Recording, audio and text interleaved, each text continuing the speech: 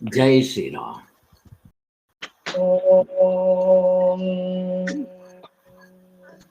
ವಸುದೇವಸುತಂ ದೇವಂ ಕಂಸಚಾಣೂರಮರ್ದನಂ ದೇವಕೀ ಪರಮಾನಂದಂ ಕೃಷ್ಣಂ ವಂದೇ ಜಗದ್ಗುರುಂ ಶಂಕರಂ ಶಂಕರಾಚಾರ್ಯಂ ಕೇಶವಂ ಬಾದರಾಯಣಂ ಸೂತ್ರಭಾಷ್ಯಕೃತೌ ವಂದೇ ಭಗವಂತೌ ಪುನಃ ಪುನಃ ಶ್ರುತಿಸ್ಮೃತಿಪುರಾಣಾನಾಂ ಆಲಯಂ ಕರುಣಾಲಯಂ ನಮಾಮಿ ಭಗವತ್ಪಾದಂ ಶಂಕರಂ ಲೋಕಶಂಕರಂ ವಂದೇ ತಂ ಸಚ್ಚಿದಾನಂದಂ ಯತಿವರ್ಯಂ ಮಹಾಮತಿಂ ವೇದ ವೇದಾಂತ ಸಾರಜ್ಞಂ ಸದ್ಗುರುಂ ಪ್ರಣತೋಸ್ಮ್ಯಹಂ ಶ್ರೀಗುರುಂ ಪ್ರಣತೋಸ್ಮ್ಯಹಂ ಸದ್ಗುರುಂ ಸಚ್ಚಿದಾನಂದಂ ಸಾಧುವರ್ಯಂ ಸನಾತನಂ ಸದ್ವೇದಾಂತ ಪ್ರವಕ್ತಾರಂ ಸದಾ ಸ್ವಾಂತೆ ಸ್ಮರಾಮ್ಯಹಂ ಗುರುಬ್ರಹ್ಮ ಗುರುವಿಷ್ಣು ಗುರುದೇವೋ ಮಹೇಶ್ವರಃ ಗುರು ಸಾಕ್ಷಾತ್ ಪರಬ್ರಹ್ಮ ತಸ್ಮೈ ಶ್ರೀ ಗುರವೇ ನಮಃ. ಓಂ ಶಾಂತಿ ಶಾಂತಿ ಶಾಂತಿ. ಜೈ ಶ್ರೀರಾಮ್. ಜೈ ಗುರುದೇವ. ಜೈ ಶ್ರೀರಾಮ್. ಇವರುಗಳ ಆಶೀರ್ವಾದ ತಗೊಂಡು ಇವತ್ತು ನಾವು ಗೌಡಪಾದ ಹೃದಯ ಅಂತ ಸ್ವಾಮಿಗಳು ಸಚ್ಚಿದಾನಂದೇಂದ್ರ ಸರಸ್ವತಿ ಸ್ವಾಮಿಗಳು ಬರೆದಿರೋ ಪುಸ್ತಕವನ್ನು ತಗೊಂಡು ಸ್ಟಡಿ ಗ್ರೂಪ್ ಮಾಡ್ತಾ ಇದ್ದೀವಿ. ಈಗ ಗೌಡಪಾದ ಹೃದಯ ಮೊದಲನೇ ಪೇಜ್, ಅದರಲ್ಲಿ ಆಧ್ಯಾತ್ಮ ಪ್ರಕಾಶಕಾರ ಹೇಳಿಬಿಡ್ರಿ. ಎರಡನೇ ಪೇಜ್ನಲ್ಲಿ ಅಲ್ಲಿ ಇಂಪಾರ್ಟೆಂಟ್ ಆಗಿ ನಾವು ಏನು ಗಮನಿಸ್ಬೇಕು, ಸೇಮ್ ಎರಡನೇ ಪೇಜ್ನಲ್ಲೂ ಅದೇ ಇರೋದು, ಏನು ಗಮನಿಸ್ಬೇಕು?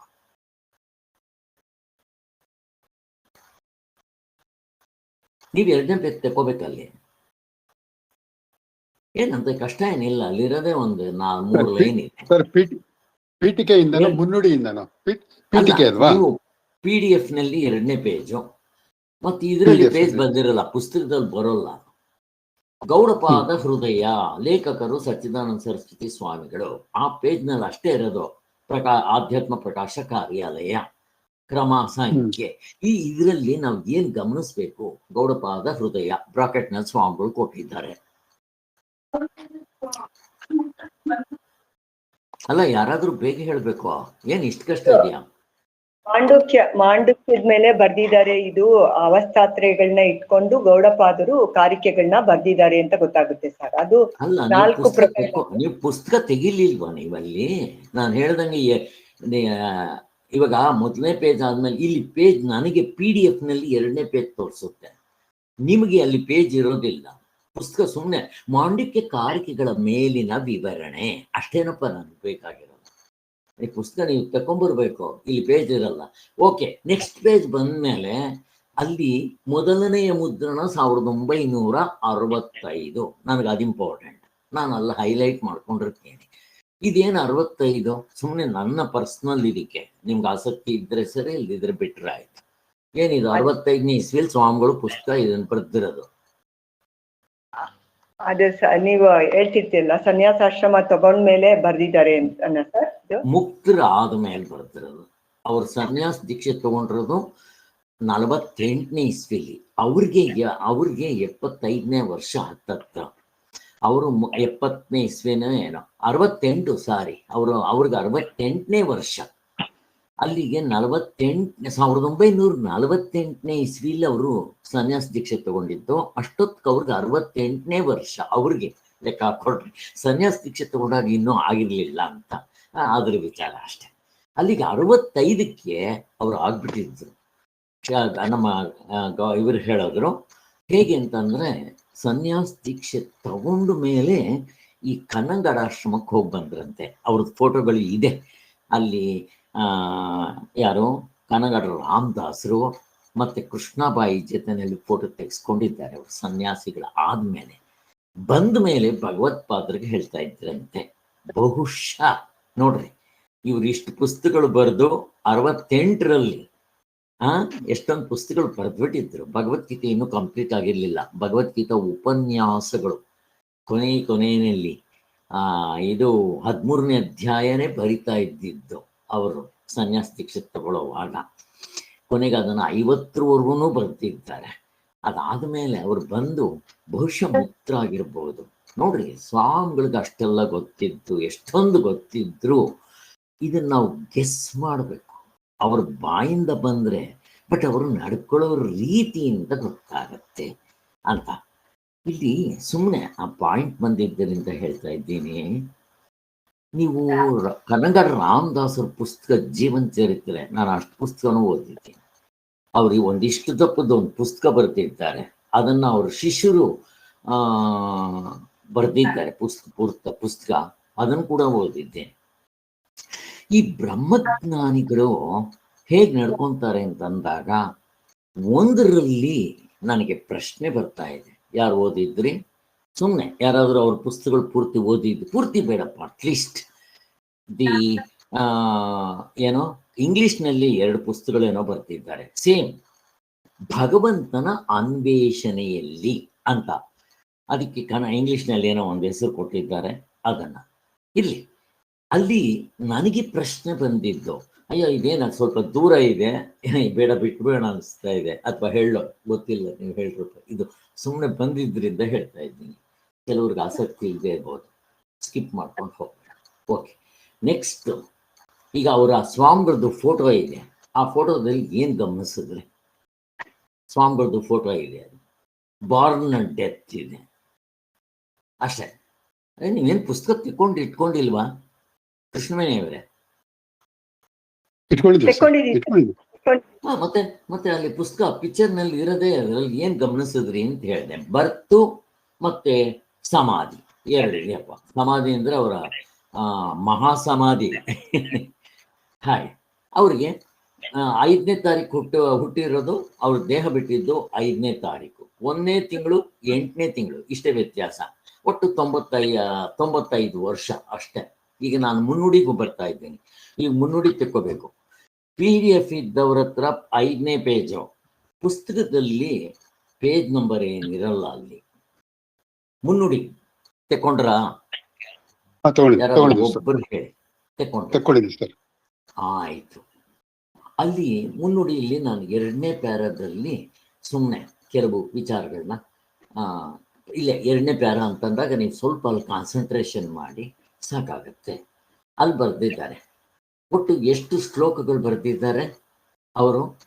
4 ಕಾರಿಕೆಗಳು ಗೌಡಪಾದರು, 215 ಶ್ಲೋಕಗಳು ಅಷ್ಟೇ ನಮಗೆ ಬೇಕಾಗಿರೋದು. ಆದ್ದರಿಂದ ಇಲ್ಲಿ ಇಷ್ಟು ಸಾಕು ಬಿಡ್ರಿ.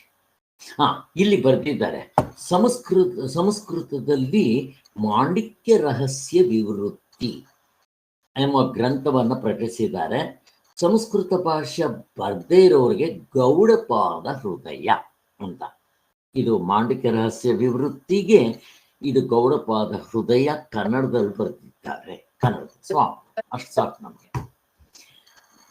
ಮತ್ತೆ ಈ ಅದೇ ಪುಸ್ತಕದಲ್ಲಿ 3ನೇ ಪ್ಯಾರ, ಅದರಲ್ಲಿ ಈ ಪುಸ್ತಕದಲ್ಲಿ ಯಾವುದರ ಸಾರಾಂಶ ಬರೆದಿದ್ದಾರೆ ಅನ್ನೋದಿದೆ. ನೀವೇನಾದ್ರೂ ಹೈಲೈಟ್ ಹೇಳಕ್ ಬರುತ್ತಾ? ಈ ಮಾಂಡಿಕ್ಯ ಕಾರಿಕೆಯಲ್ಲಿ ಯಾವ್ದನ್ನ ಹೈಲೈಟ್ ಮಾಡಿದ್ದಾರೆ? ಇದು ಲಕ್ಷ್ಮೀ ನರಸಿಂಹಮೂರ್ತಿಗಳು ಬರೆದಿರೋದು ಮುನ್ನುಡಿ. ಅಷ್ಟರಲ್ಲೇ ನಮ್ಗೆ ಎಷ್ಟೊಂದು ವಿಚಾರಗಳು ಸಿಗುತ್ತೆ. ಅದಕ್ಕೋಸ್ಕರ ಏನೇನ್ ಪಾಯಿಂಟ್ಗಳು ಬರ್ತಿದ್ದಾರೆ, ಮಾಂಡಿಕ್ಯ ಕಾರಿಕೆಯಲ್ಲಿ ಏನೇನ್ ಬರುತ್ತೆ?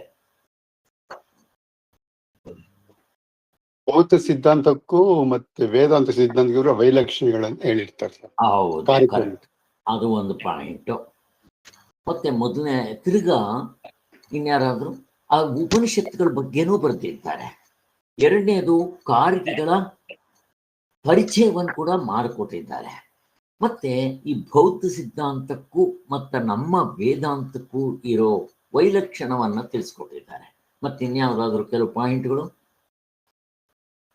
ನೀವು ಹೇಳ್ಬೇಕು. ಇವ್ರನ್ನ ಪ್ರಚನ್ನ ಬೌದ್ಧರು ಅಂತಾರೆ, ಅದು ಸರಿ ಇಲ್ಲ ಅಂತ ತೋರಿಸಿದ್ದಾರೆ ಸರ್. ಕರೆಕ್ಟ್. ನೋಡಿ ಎಷ್ಟು ಪಾಯಿಂಟ್ಗಳು ಬಂದ್ಬಿಡ್ತು, ಮುಗಿದು ಆಯ್ತು. ಆ ಪೇಜ್ನಲ್ಲಿ ಅಷ್ಟೇ ನಮಗೆ ಬೇಕಾಗಿರೋದು.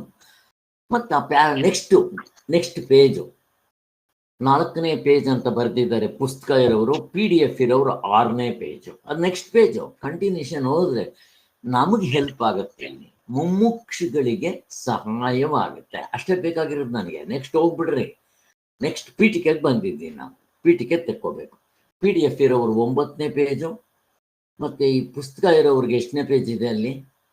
ಕೃಷ್ಣವೇಣಿ, ಪುಸ್ತಕ ಇರೋವ್ರಿಗೆ ಎಷ್ಟನೇ ಪೇಜ್ ಇದೆ ಅಲ್ಲಿ ಪೀಠಿಕೆನಲ್ಲಿ? ನಾನು PDF ಇಟ್ಕೊಂಡಿದ್ದೀನಿ ಸರ್, ನಾನು ಪುಸ್ತಕ ತೆಕ್ಕೊಂಡಿಲ್ಲ.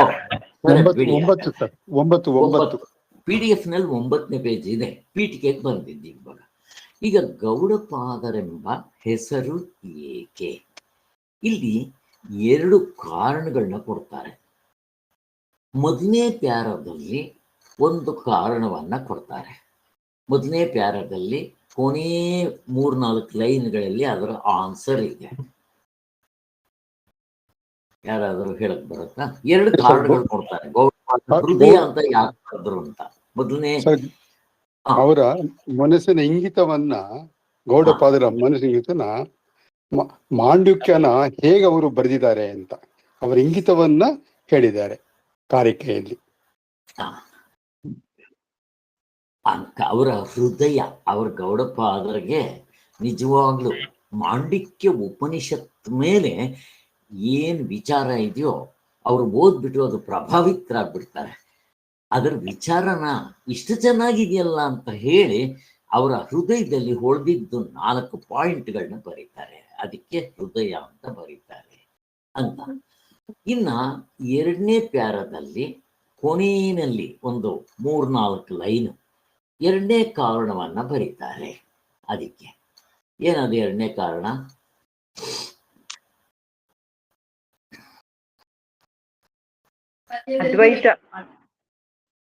ಅದ್ವೈತ ವಿಚಾರವಾಗಿ ಬರೆದಿದ್ದಾರೆ. ಇದು 4 ಅಲಾತ ಶಾಂತಿ ಪ್ರಕರಣದಲ್ಲಿ ಅವರು ಅದ್ವೈತದನ್ನೇ ಅಭಿಪ್ರಾಯನ ಕರೆಕ್ಟ್ ಆಗಿ ಉಪನಿಷತ್ತಿಗೆ ಹೊಂದಿಕೆ ಆಗೋಂಗೆ ಬರ್ದಿದ್ದಾರೆ ಅಂತ. 4 ಪ್ರಕರಣಗಳನ್ನು 4 ಪ್ರಕರಣ ಕೊಟ್ಟಿದ್ದಾರಲ್ಲ ಸರ್ ಅವರು. ಆ 4 ಪ್ರಕರಣ ಒಂದೇ ವಿಷಯದಲ್ಲಿ ಎಲ್ಲಾನು ತಾತ್ಪರ್ಯ ಅಡಗಿದೆ ಅಂತ ಹೇಳ್ಬಿಟ್ಟು ಬರೆದಿದ್ದಾರೆ ಸರ್. 4 ಕಾಮನ್ ಆಗಿದೆ, ಅದು 4 ಅದೇ ಇದೆ ಅಂತ ಬರೆದಿದ್ದಾರೆ. ಹೌದು, 4ರಲ್ಲೂ ಅದ್ವೈತವನ್ನೇ ತಿಳಿಸಿದ್ದಾರೆ. ಕೊನೆ 4 ಶಾಂತಿ ಪ್ರಕರಣ ಸ್ವಾಮಿ. ಹೌದು, 4ರಲ್ಲೂ ಅದ್ವೈತವನ್ನು ತಿಳಿಸಿದ್ದಾರೆ ಅನ್ನೋದನ್ನ ತೋರಿಸ್ಕೊಡ್ತಾ ಇದ್ದಾರೆ. ಇಷ್ಟು. ಅದಕ್ಕೋಸ್ಕರ ಇದಕ್ಕೆ ಗೌಡಪಾದ ಹೃದಯ ಅನ್ನೋ ಹೆಸರು ಬರ್ತಿದ್ದಾರೆ. ಮಾಂಡಿಕ್ಯ ಭಾಷ್ಯ ಮತ್ತು ಕಾರಿಕೆ ಇವುಗಳು ಎರಡನ್ನೂ ಅರ್ಥ ಬರೋ ಹಾಗೆ ಸೇರಿಸಿದ್ದಾರೆ ಅಂತ. ಅಲ್ಲಿಗೆ ಅಷ್ಟಾಯಿತು. ಕೊನೆಗೆ ಗೌಡಪಾದರು ಯಾರು? ನೆಕ್ಸ್ಟ್ 10ನೇ ಪೇಜು. ಹೃದಯ ಅನ್ನೋದಕ್ಕೆ ಹೃದಯ ಅನ್ನೋದಕ್ಕೆ ಇನ್ನೊಂದು ಉದಯ ಅಲ್ಲ, ಉದಯ ಅಲ್ಲ, ಹೃದಯ. ಗೌಡಪಾದ ಹೃದಯ. ಅದೇ ಗೌಡಪಾದ ಹೃದಯ ಅನ್ನೋದಕ್ಕೆ ಮಾಂಡುಕ್ಯ ರಹಸ್ಯ, Mandukya the essence of Mandukya ಅಂತ ಕಾರಿಕೆಗಳು ಬರೆದಿರೋದು. ಎಸೆನ್ಸ್ ಆಫ್ ಮಾಂಡುಕ್ಯ, ರಸ ರಸ ಮಾಂಡಿಕ್ಯ ಉಪನಿಷತ್ತನ್ನ ಹಿಂಡಿದ್ರೆ ಏನು ರಸ ಬರುತ್ತೋ ಅದೇ ಈ 4 ತೊಟ್ಟು. 4 ತೊಟ್ಟು. ಒಂದ್ ತೊಟ್ಟು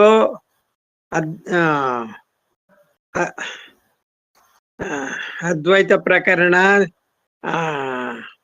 ಆಮೇಲೆ 4 ಪ್ರಕರಣಗಳು ಹೆಸರು ವೈತಾತ್ಯ ಪ್ರಕರಣ, ಅದ್ವೈತ ಪ್ರಕರಣ, ಆಗಮ, ವೈತಾತ್ಯ, ಅದ್ವೈತ, ಅಲಾತ ಶಾಂತಿ.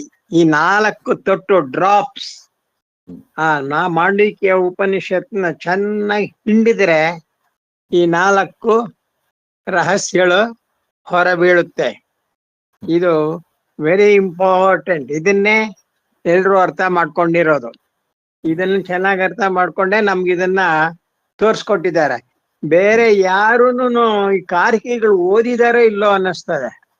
ಕಾರಿಕೆಗಳನ್ನ ಬೇರೆ ಉಪನ್ಯಾಸ ಕೊಡ್ತಾರಲ್ಲ, ಈ ಬೇರೆ ಬೇರೆ ಹೆಸರು ಹೇಳ್ಬಾರ್ದು, ಅವರೆಲ್ಲ ದೊಡ್ಡ ದೊಡ್ಡವರು ಅನ್ಸ್ಕೊಂಡಿದ್ದಾರೆ. ಮಾಂಡಿಕ್ಯ ಉಪನಿಷತ್ನ ಹೇಳಕ್ ಹೋಗ್ತಾರೆ, ಬಿದ್ದೋಗ್ತಾರೆ. ಅವರೆಲ್ಲ ಅದು ಟಚ್ಚೇ ಮಾಡಿಲ್ಲ, ಗೌಡಪಾದ ಕಾರಿಕೆಯನ್ನ ಟಚ್ಚೇ ಮಾಡಿಲ್ಲ. ಇವರು ಹಳೆ ನರಸೀಪುರನವರು ಟಚ್ ಮಾಡಿದ್ರು. ಅದನ್ನು ಇವ್ರು ಕೊಟ್ರು ಕ್ಲೂ. ಕೃಷ್ಣಮೂರ್ತಿ ಅಯ್ಯರ್ ಅವ್ರು ಕ್ಲೂ ಕೊಟ್ಟ ಮೇಲೆ ಇವರು ಸಚ್ಚಿದಾನಂದೇಂದ್ರ ಸರಸ್ವತಿ ಸ್ವಾಮಿಗಳು ಇದ್ರ ಮೇಲೆ ತಗೊಂಡಪ್ಪ. ಅವ್ರಿಗೆ ಸಿಕ್ತು, ರುಚಿ ಸಿಕ್ತು ಅವ್ರಿಗೆ, ಬರಿತಾ ಹೋದ್ರು. ಓಕೆ, ಆಯ್ತು. ಈಗ ಗೌಡಪಾದರು ಯಾರು? 10ನೇ ಪೇಜ್ನಲ್ಲಿ 3ನೇ ಪ್ಯಾರ ಅಥವಾ ಕೊನೆಯ ಪ್ಯಾರ, ಇಲ್ಲಿ ಪಾಯಿಂಟ್ಗಳು ಗೌಡಪಾದರು ಯಾರು ಅಂತ ಅಲ್ಲೇ ಕೊಡ್ತಾರೆ, ಕೊನೆ ಪ್ಯಾರದಲ್ಲೇ ಬರುತ್ತದು. ಈ ಗೌಡಪಾದರು ಅಂತ ಹೆಸರು ಯಾಕೆ ಬಂತು ಅಂತ. ಅವರು ಗೌಡರು ಆದ್ರಿಂದ ಅವ್ರಿಗೆ ಗೌರವವಾಗಿ ಪಾದರು ಅಂತ ಹೆಸರಿಟ್ಬಿಟ್ಟಿದ್ದಾರೆ ಅಂತ ಪಾಶ್ಚಾತ್ಯರು ವಿದ್ವಾಂಸರು ಅವರೆಲ್ಲ ಹೇಳಿದ್ದಾರೆ.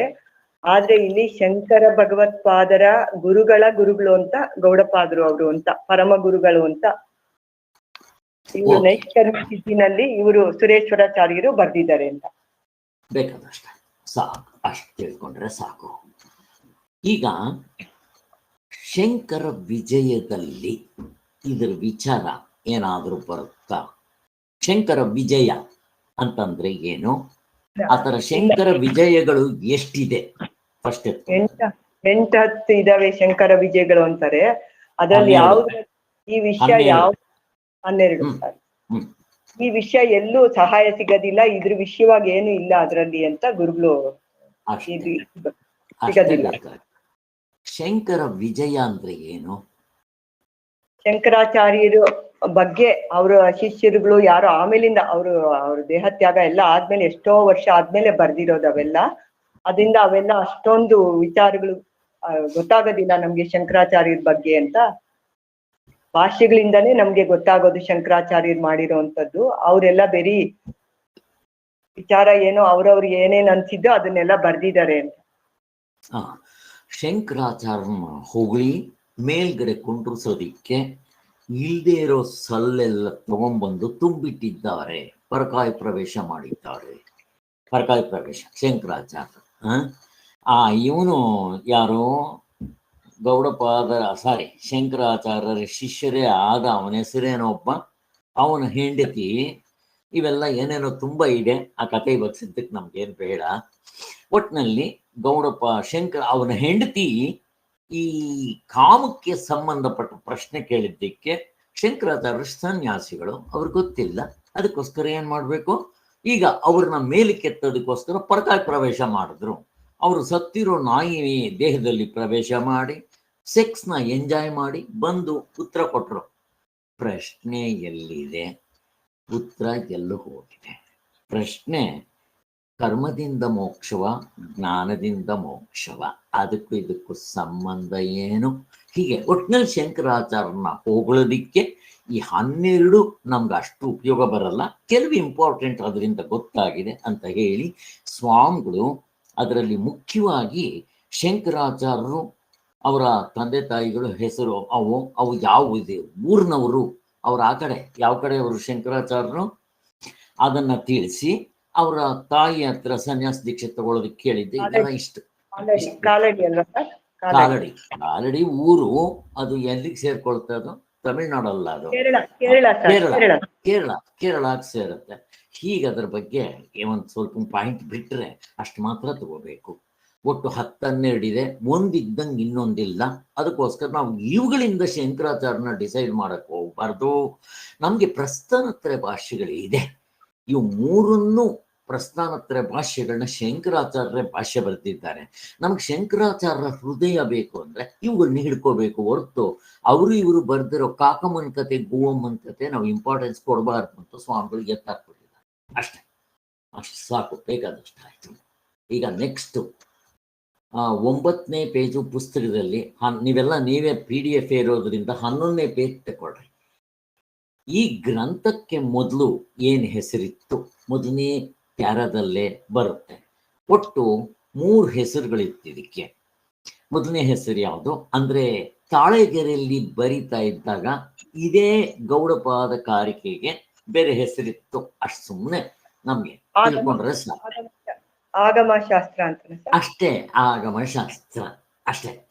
ಆಮೇಲೆ ಈಗ ಅದಕ್ಕೆ ಏನ್ ಹೆಸರು ಹೇಳ್ತಾರೆ? ಗೌಡಪಾದ ಕಾರಿಕೆ. ಅಷ್ಟೇ. ಮತ್ತೆ ಈ ಮಧ್ಯದಲ್ಲಿ ಇವರೊಬ್ಬರು ಬರ್ತಾರೆ, ಯಾರು ಇದು ಶಕ್ತಿ. ಆನಂದಗಿರಿಗಳು ಅಂತ. ಅವರು ಅದಕ್ಕೆ ಆಗಮಶಾಸ್ತ್ರ ಅಂತ. ಶಂಕರಾಚಾರ್ಯರು ಕೂಡ ಇದನ್ನ ಬರೆಯುವಾಗ ಭಾಷ್ಯದಲ್ಲಿ ಏನಂತ ಬರೆದಿದ್ರು, ಆಗಮಶಾಸ್ತ್ರ ವಿವರಣೆ ಅಂತ. ತಾಳೆಗೆರೆಯಲ್ಲಿ ಬರೆದಾಗ ಬರೀ ಆಗಮಶಾಸ್ತ್ರ ಇತ್ತು, ಗೌಡಪಾದರು ಬರೆಯುವಾಗ ಅದನ್ನ ಆಗಮಶಾಸ್ತ್ರ ವಿವರಣೆ ಅಂತ. ಈಗ ಗೌಡಪಾದ ಕಾರಿಕೆಗಳು ಅಂತ ಈ ಭಾಮತಿಕಾರರು ಪಂಚಗಾವತಿಕ ಯಾರೊಬ್ಬ ಅಂದಾಗ ಅದು ಮಾಡಿದ್ದಾರೆ. ಬಟ್ ಇವಾಗ ಗೌಡಪಾದ ಕಾರಿಕೆಗಳು ಕಾಮನ್ ಆಗಿದೆ. ಗೌಡಪಾದರು ಯಾವ ಪುಸ್ತಕವನ್ನ ಬರೆದಿದ್ದಾರೆ, ನೆಕ್ಸ್ಟ್ ಗೌಡಪಾದರ ಬೇರೆ ಗ್ರಂಥಗಳು, 2ನೇ ಪ್ಯಾರ, ಅಲ್ಲೇ ಇದೆ ಆನ್ಸರ್. ಉತ್ತರ ಗೀತೆ ಸರ್, ಸಾಂಖ್ಯಕಾರಿಕೆ ಉತ್ತರ ಗೀತೆ. ಇನ್ನೊಂದು ಅಲ್ಲೇ ಇದೆಯಲ್ಲ, ಮೊದಲನೇ ಹೆಸರು, 2ನೇ ಪುಸ್ತಕ ಉತ್ತರ ಗೀತೆ, ಮೊದಲನೇದು ಯಾವ್ದು ಅಲ್ಲೇ ಇದೆಯಲ್ಲ, ಅದೇ ಪ್ಯಾರದಲ್ಲಿ ಸಾಂಖ್ಯಕಾರಿಕೆ ಮೇಲೆ ಬರೆದ ಕಾರಿಕೆ. 2 ಪುಸ್ತಕ, ಇನ್ನೊಂದೆರಡು ಪುಸ್ತಕ ಬರೆದಿದ್ದಾರೆ. ಅದು ಯಾವುದು, ಎಷ್ಟು ಅವರಲ್ಲಿ ಒಟ್ನಲ್ಲಿ ಈ 4 ಪುಸ್ತಕಗಳು ಒಟ್ನಲ್ಲಿ ಇದು ಗೌಡಪಾದರು ಬರೆದಿದ್ದಾರೆ ಅನ್ನೋದಿಕ್ಕೆ ಏನಾದ್ರೂ ಸಾಕ್ಷಿ ಇದೆಯಾ? ಸ್ವಾಮಿಗಳದನ್ನು ಹೆಂಗೆ ಎತ್ತಾಕ್ತಾರೆ? ಇದೆ. ಏನಿದೆ, ಏನು? 4 ಪುಸ್ತಕಗಳು ಇವು ಸಾಂಖ್ಯಕಾರಿಕೆ, ಉತ್ತರ ಗೀತೆ, ಮತ್ತೆ ಇನ್ನ ಮಿಕ್ಕಿರೋ 2 ಪುಸ್ತಕಗಳು, ಇವನ್ನ ಗೌಡಪಾದರು ಬರೆದಿದ್ದಾರೆ ಅಂತ ಸ್ವಾಮಿಗಳು ಬರ್ದಿಲ್ಲ ಅಂತ ತೆಗೆದಾಕ್ಬಿಡ್ತಾರೆ. ಹೇಗೆ? ಇದು ಸ್ವಲ್ಪ ಇಂಪಾರ್ಟೆಂಟ್.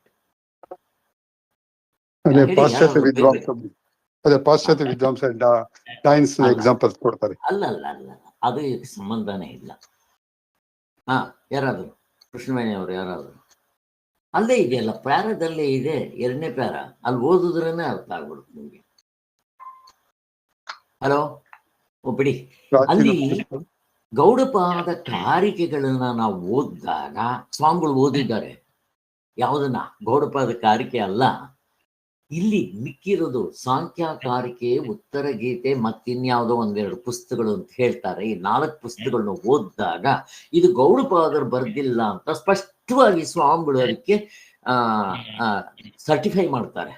ಯಾಕೆ ಅಂತಂದ್ರೆ ಗೌಡಪಾದ ಕಾರಿಕೆಗಳು ನಮ್ಮ ಹತ್ರ ಇದೆ, ಪ್ರಪಂಚದಲ್ಲಿ ಪ್ರತಿಯೊಬ್ರು ಒಪ್ಪಿದ್ದಾರೆ ಗೌಡಪಾದರು ಬರೆದಿದ್ದಾರೆ ಅಂತ. ಅದಕ್ಕೂ ಇದಕ್ಕೂ ಹೋಲಿಸಿದ್ರೆ ಅಜಗಜಾಂತರ, ಅದಕ್ಕೂ ಇದಕ್ಕೂ ಹೊಂದೋದಿಲ್ಲ. ಆದ್ರಿಂದ ಗೌಡಪಾದರು ಬರೆದಿಲ್ಲ ಸರ್ಟಿಫೈ ಮಾಡಿಬಿಟ್ಟಿದ್ದಾರಲ್ಲ, ಬಿಟ್ಬಿಡ್ರಿ, ಅಷ್ಟೇ ಬೇಕಾಗಿರೋದು. ಈಗ ನೆಕ್ಸ್ಟ್ ಅದೇ ಪ್ಯಾರದಲ್ಲಿ 11ನೇ ಪ್ಯಾರದಲ್ಲಿ ಮಾಂಡಿಕ್ಯವು ಆಗಮ ಪ್ರಕರಣದಂತೆ ಪೌರುಷೇಯ ಗ್ರಂಥವೇ. ಪ್ರಶ್ನೆ ಏನಪ್ಪಾ ಅಂದ್ರೆ, ಗೌಡಪಾದರು ಬರೆದಿದ್ದೋ ಆಗಮ ಪ್ರಕರಣ ಇದೆ. ಆಗಮ ಪ್ರಕರಣ 4 ಪ್ರಕರಣಗಳಲ್ಲಿ ಮೊದಲನೇ ಪ್ರಕರಣ, ಅದು ಪೌರುಷೇಯವ ಅಪೌರುಷೇಯವ? ಪ್ರಶ್ನೆ.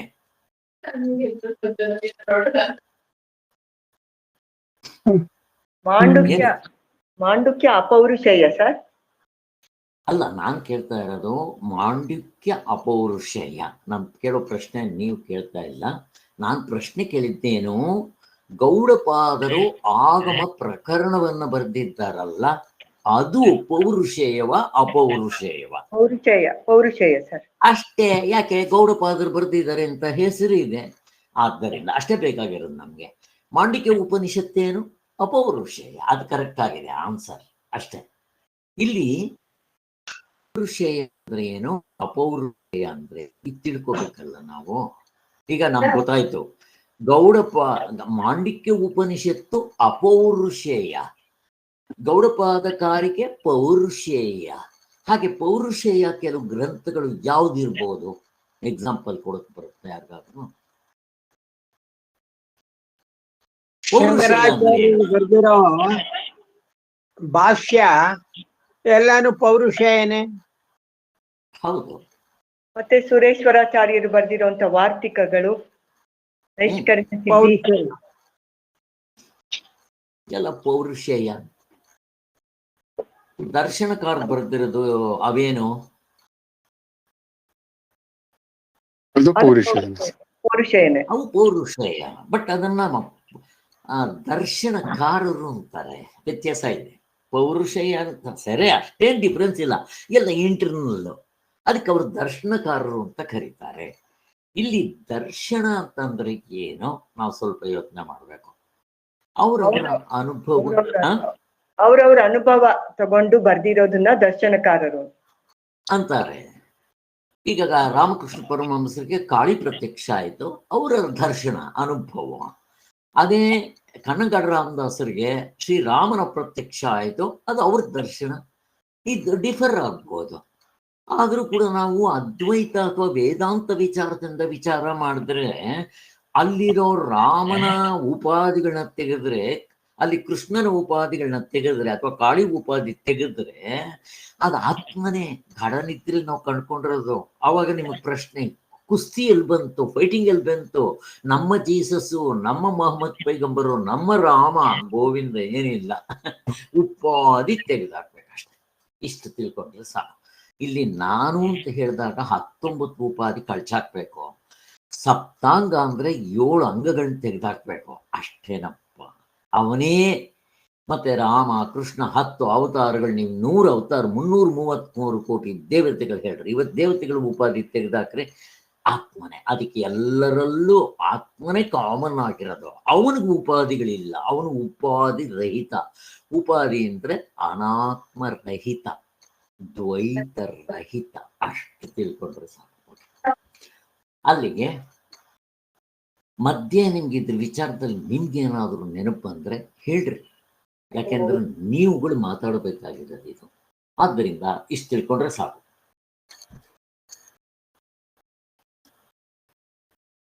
ಓಕೆ, ಆಗ ನೆಕ್ಸ್ಟ್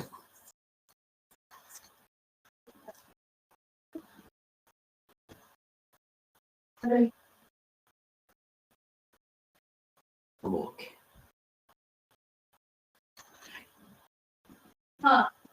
ಇಲ್ಲಿ ಆಗಮ ಪ್ರಕರಣ ಇದೆ, ಮಾಡಲಿಕ್ಕೆ ಉಪನಿಷತ್ ಇದೆ. ಇವೆರಡಕ್ಕೂ ವ್ಯತ್ಯಾಸ ಬೇಡ ಬಿಡಿ. ಅದಕ್ಕೇನಾದ್ರೂ ವ್ಯತ್ಯಾಸ ಹೇಳಕ್ ಬರುತ್ತಾ? ಬೇಡ ಬಿಡಿ, ಪರವಾಗಿಲ್ಲ. ಪಾಪ ಅದು ಸ್ವಲ್ಪ ದೊಡ್ಡದಾಗುತ್ತೆ. ಈಗ ನಾನು ಒಟ್ಟು 10 ಪೇಜನ್ನ ಓಡಿಸ್ಕೊಂಡು ಹೋಗ್ತೀನಿ. 5 ಪೇಜೋ 10 ಪೇಜೋ. ಈಗ 12ರಲ್ಲಿ ಇದ್ದೀವಲ್ಲ, ಅಲ್ಲಿಂದ ಅವನು ಯಾರು ವಿಧುಶೇಖರ ಭಟ್ಟಾಚಾರ್ಯ ಏನೇನೋ ಕೆಲವು 10 ಪಾಯಿಂಟ್ಗಳು ಹಾಕ್ತಾನೆ. 10 ಪಾಯಿಂಟ್ಗಳಿಗೂ ಸಚ್ಚಿದಾನಂದ ಸರಸ್ವತಿ ಸ್ವಾಮಿಗಳು ಪಕ್ಕ ಆನ್ಸರ್ ಕೊಡ್ತಾರೆ. ಈ ಸುಮ್ಮನೆ ಒಂದ್ಸಾರಿ ಓದಿರ್ಬೇಕು. ನಮ್ದು ಇವಾಗ ಇದೇನು ಇಂಪಾರ್ಟೆಂಟ್ ಇಲ್ಲ, ಸುಮ್ಮನೆ ನೀವು ಒಂದ್ಸಾರಿ ಓದ್ಕೊಂಡಿರ್ರಿ ಸಾಕಾಯ್ತು, ಬೇಕಾದಷ್ಟು ಆಯ್ತು. ಈಗ ನೆಕ್ಸ್ಟ್ ನಾನು ಹೋಗಿರೋದು 18ನೇ ಪೇಜ್ PDF ನಲ್ಲಿ.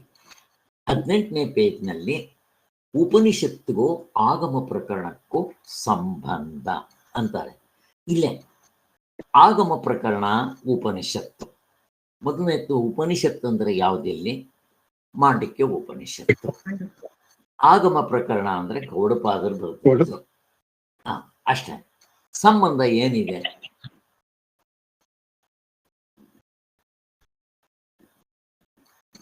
ಇರ್ಲಿ ಬಿಡಿ. ಒಂದು ಪೌರುಷೇಯ, ಇನ್ನೊಂದು ಅಪೌರುಷೇಯ. ಈಗಲೇ ನೀವು ಉತ್ತರ ಕೊಟ್ರಿ, ಹಾಗಾಯ್ತು. ಆಮೇಲೆ ಇಲ್ಲಿ ಇನ್ನೊಂದು ಪಾಯಿಂಟ್, ಪೌರುಷೇಯ ಅಂದ್ರೆ ಏನು, ಅಪೌರುಷೇಯ ಅಂದ್ರೆ ಏನು? ಸುಮ್ಮನೆ ಒಂದು ಸಿಂಗಲ್ ಹೆಡ್ಡಿಂಗ್ ನಲ್ಲಿ ಆನ್ಸರ್. ವ್ಯಕ್ತಿಗತ ಅನುಭವ ಪೌರುಷೇಯ, ಒಬ್ಬ ಮನುಷ್ಯನ ರೂಪದಲ್ಲಿ ಆಗಿರೋದು. ಅಪೌರುಷ ಅಂದ್ರೆ ವೇದಗಳು ಅನಾದಿ ಕಾಲದಿಂದ ಬಂದಿದೆ ಅಲ್ಲ, ಅದು ಅಪೌರುಷೇಯ. ಅಷ್ಟೇ. ನಾವು ಪೌರುಷೇಯ ತಗೋಬೇಕಾ ಅಪೌರುಷೇಯ ತಗೋಬೇಕಾ ಅಂದ್ರೆ, ಅಪೌರುಷೇಯಕ್ಕೂ ಪೌರುಷೇಯಕ್ಕೂ ವ್ಯತ್ಯಾಸ.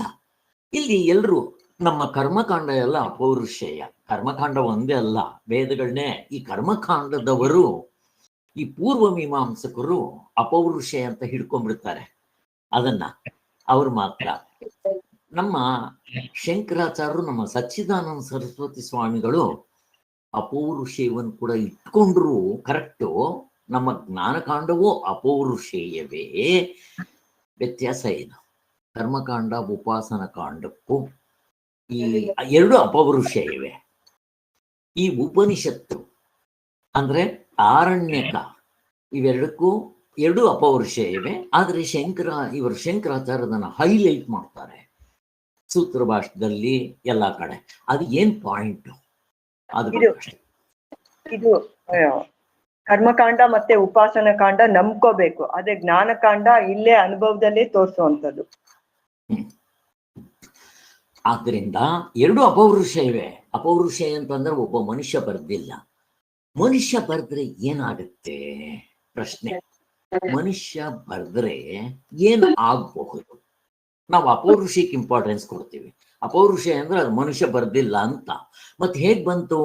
ಸಹಜವಾಗಿ ಬ್ರಹ್ಮ ಉಸಿರಾಡೋ ಹಾಗೆ ಆ ವೇದಗಳು ಬಂದ್ಬಿಡ್ತಂತೆ. ಸೃಷ್ಟಿನೂ ಹಾಗೆ ಹೇಳ್ತಾರೆ, ವೇದಗಳೆಲ್ಲ ಹಂಗೆ ಬಂದ್ಬಿಡ್ತು ಅಂತಾರೆ. ಮೊದಲು ವೇದ ಒಂದೇ ಬಂದಿದ್ದು. ಇವ್ರು ಬಂದಿದ್ದೆ ಬೇರೆ. ಇವರು ಯಾರು? ಯಾರವರು?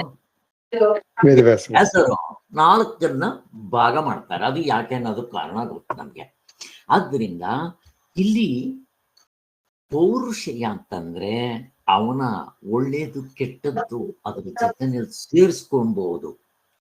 ಅಪೌರುಷಯದಲ್ಲಿ ಪ್ರಶ್ನೆ ಇಲ್ಲ. ಅದಕ್ಕೋಸ್ಕರ ಅಪೌರುಷಯನ ಈ ಪೂರ್ವ ಮೀಮಾಂಸಕರು ಪಟ್ಟಾಗಿ ಹಿಡ್ಕೊಂಡ್ಬಿಡ್ತಾರೆ. ಅದನ್ನ ನಮ್ಮ ಸಚ್ಚಿದಾನಂದ ಸರಸ್ವತಿ ಸ್ವಾಮಿಗಳು ಚೆನ್ನಾಗಿ ತೋರಿಸಿದ್ದಾರೆ. ಯಾವ ಪುಸ್ತಕದಲ್ಲಿ? ಎಲ್ಲಿ? ಅದರ ಬಗ್ಗೆನೇ ಚರ್ಚೆ ಮಾಡಿದ್ದಾರೆ. ಇದಕ್ಕೆ ಈಶ್ವರ ಆಧಾರ ಅಥವಾ ಈಗ ಒಬ್ಬ ಜೀಸಸ್ ಅಂತಾನೆ. ಜೀಸಸ್ ಹೇಳೋದು ಕರೆಕ್ಟ್ ಅಂತ ಹಿಂಗೆ ಹೇಳ್ತೀರಾ ಸ್ವಾಮಿ? I and my father one and the same. I am talking about what he is telling. ನಾನು ಸತ್ಯವನ್ನೇ ಹೇಳ್ತೀನಿ. ನಮ್ಮ ತಂದೆ ಹೇಳಿದ್ದನ್ನೇ ನಾನು ಹೇಳ್ತೀನಿ. ಈಗ ಇವನ್ ಹೇಳೋದಿಕ್ಕೆ ಅವ್ರ ತಂದೆ ಸಾಕ್ಷಿ ಹೇಳ್ತಾನೆ. ಅವ್ರ ತಂದೆಗೆ ಇನ್ಯಾರು ಆಗಮ ಅಂತ ಅವನು ಕರೀತಾನೆ, ಅಪೌರುಷೇಯ ಅಂತ ಕರೀತಾನೆ. ಅವ್ರ ಅಪ್ಪಂಗೆ ಎಲ್ಲಿ ಬಂತು ಅಂದ್ರೆ ಅಪೌರುಷೇಯ ಅಂತ ಕರೀತಾನೆ. ಇವಾಗ ಅವರು ಕರೀತಾರೆ, ನೀವು ಕರೀತೀರಾ. ವ್ಯತ್ಯಾಸ ಏನು? ಸಾರ್ವತ್ರಿಕ ಪೂರ್ಣ ಅನುಭವ, ಸಾರ್ವತ್ರಿಕ ಪೂರ್ಣ ಹಿಡ್ಕೊಳ್ರಿ. ಅದು ಹೇಗಿದೆ ನೋಡ್ರಿ. ನಾವು ಹೇಳ್ತೀವಿ ಅಪೌರುಷೇಯ ಅಂತ. ಬಪ್ಪ ಅದೇ ಅಷ್ಟೇ ಅಲ್ಲ ಕಣಪ್ಪ, ಸಾರ್ವತ್ರಿಕ ಪೂರ್ಣ ಅನುಭವದಿಂದ ನಿನ್ನ ಅನುಭವವನ್ನು ತೋರಿಸ್ಬಿಡ್ತೀವಿ. ಎಚ್ಚರ ಕನಸು ನಿದ್ದೆ ಯಾರಪ್ಪಂದು? ಅವ್ರ ಅಪ್ಪಂದು ಅಲ್ಲ, ಜೀಸಸ್ ಅವ್ರ ಅಪ್ಪಂದು ಅಲ್ಲ, ಜೀಸಸ್ದು ಅಲ್ಲ, ಜೀಸಸ್ ಮೊಮ್ಮಕ್ಕಳದು ಅಲ್ಲ. ಇದ್ರೆ ಹೇಗೆ ತಗೊಂಡ್ಬರ್ತಾರೆ ನೋಡ್ರಿ. ಇದು ಇಷ್ಟು ಪಾಯಿಂಟ್ ನಮ್ಗೆ ಅರ್ಥ ಆಗಿದ್ರೆ ಮುಂದಕ್ಕೆ ಹೋಗೋಣ. ಈಗ ಉಪನಿಷತ್ಗೂ ಆಗಮ ಪ್ರಕರಣಕ್ಕೂ ಸಂಬಂಧ. ಈಗ ತಾನೇ ನಾವು ಅದು ಹೇಳಿದ್ದಾಯ್ತು.